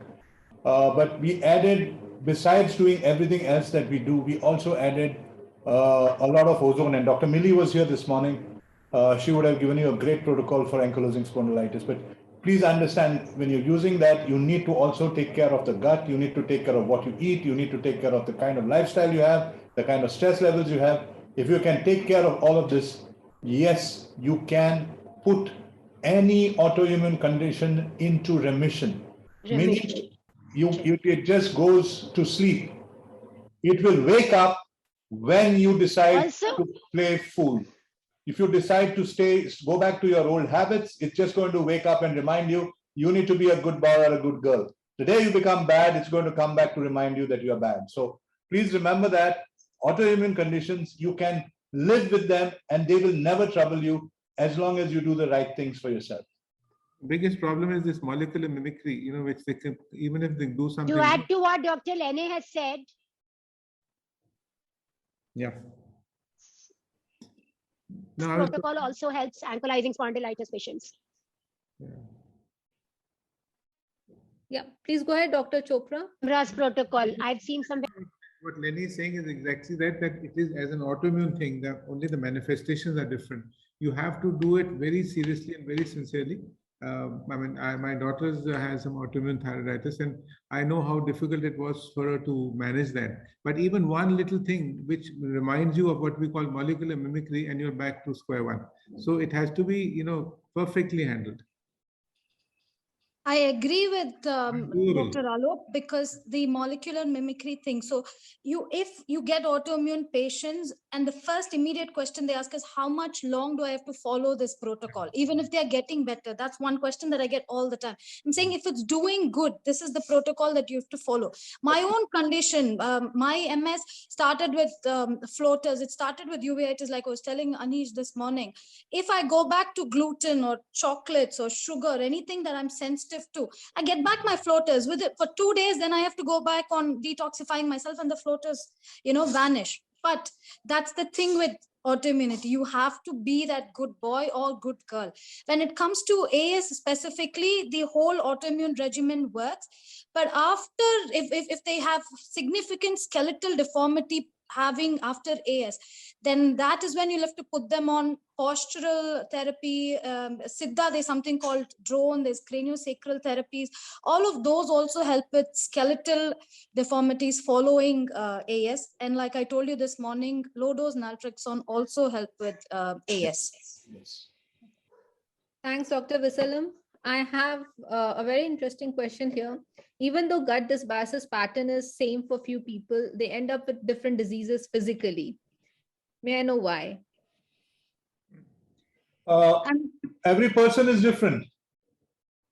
Every person is different. And just because you've had a different symptom today because of gut dysbiosis, the next time you have gut dysbiosis, you're not going to get the same symptom. You'll get another kind of symptom. People who have autoimmune conditions, they will have one autoimmune condition once, the others follow because they don't take care of themselves. So it's just your immune system trying to tell you, hey, listen, today I'm going to kill you here, tomorrow I'm going to hit there if you're not going to be all right and you're not going to be good. It's just that, nothing else. It's just the environment hitting us. That's it, Dr. Ruhi. It's the environment hitting us. If you have bad food, you have bad water, you have bad air, and you have a bad mind up here, you are going to be sick. There's nobody who can get you back all right. You need to start from here and then stop putting this crap in your body. That's when you're going to be fine. And the change has to be consistent, sustainable. Absolutely. It has to be lifelong. It cannot be how long am I going to do? Yes. What we eat is also what we digest, what we absorb, what we assimilate, and what we eliminate. Even the gut has 5-pronged program. So each time you eat differently, your gut will change. Absolutely. Yeah, I've done this one experiment with myself. I did exactly what I do now, but I ate much more. I had half a bottle of red wine and 2 whiskeys and some ice cream every night. And on the 14-day CGM, my maximum sugar was 148. Then I had 1 whole glass of compressed anar juice, Bazari orange juice, and watermelon. And my 90-minute sugar was 274. Shocking to see that in one episode, you can become diabetic. That's the real big lesson that I got. But do we also get better in the same episode? I've seen that we get worse in one episode, but we don't get better in one episode. Right, Dr. Visalam, how hard we try and think that should also happen. But that getting better always takes time. True that, yes. So it's a gut microbiome. We had so many patients whose sugar never rose when he took ice cream, but when he had a whole wheat brown bread, It's sugar went haywire. The gut bugs are, you can't mess with them. Actually, that's the thing. Are there any good detoxification protocol that one can follow at home? So I give this one protocol to all my patients, which besides the exercise, of course, that's the bottled out juice with a lot of the dhania and this is something that they can do at home. Dhania and no, I've got a very good recipe which I can send just now. I think Dr. Alok has, but this is just 4. You have your bottle gourd, you have your dhania, you have Indian basil and that's tulsi and mint. You put it together and juice it in the morning and have it on a hungry stomach every day. It's a very slow detoxification process that takes place. But you can keep yourself, from getting that onslaught on a daily basis. Well, I discussed this with Dr. Praveen Saxena, and he told us that the timing also is important. So what we did was took a big glass and put some karela and bindi with the slice overnight with some hing and jeera, and strain that out, and then took a bunch of celery and dhania, add some adaptogens and taste enhancers like cucumber juice, ginger juice, and lemon, and then put some chlorella or spirulina into it. And the trick which Dr. Saxena told me is it has to be taken at a time when the food is coming into the intestine. You see, so you can't just have it in the morning, which we normally do. Of course, it will help, but it really should help when the food is coming and the intestine is going to absorb it, so that it doesn't get into the system. That's a little trick over there. Right. I just want to add just last thing on whatever little I understand. So detoxification has to be done by the mitochondria. Mitochondria need good enough sunlight. Infrared light is critically important. Blue light kills the mitochondria. Absolutely. Good quality water, structured water. We cannot just have bottled water, RO water, which is oxidizing in nature. Grounding, which can give you free electrons, improve your redox potential, thereby improve your mitochondria, improve your detoxification. Get sunlight, remove blue light, get enough grounding, good quality water. Of course, what the other senior doctors has told. Grounding is very good. We do that. I've got one. It's one of the best that you can do. I have got now infrared sauna at home, and grounding is also a common factor. So I've been using the far infrared sauna for the last 10 years. Most of my patients get into it because that's one of the best ways to detoxify. And we probably give it many a times free for our patients because we want them to detoxify. Far infrared saunas are one of the best things that everybody can invest at home. Yeah, and Dr. Lenny, the good thing is that most of my patients after sauna come out and tell me that they are feeling mentally relaxed. Absolutely. And I really like that so much, no? Their thinking becomes better, they feel calmer, and of course, toxins, when they are out, you will see these effects. Yeah. So yes, infrared sauna does play a huge role in keeping us healthy physically and mentally. Yes. Diabetes and hypertension shows quite an immediate change with far infrared sauna given regularly. Right. 10 days, regular or alternate days, and you see both the parameters coming down beautifully. Perfect. And it's 4 p.m. now. Yes. We'll need to end this Q&A here.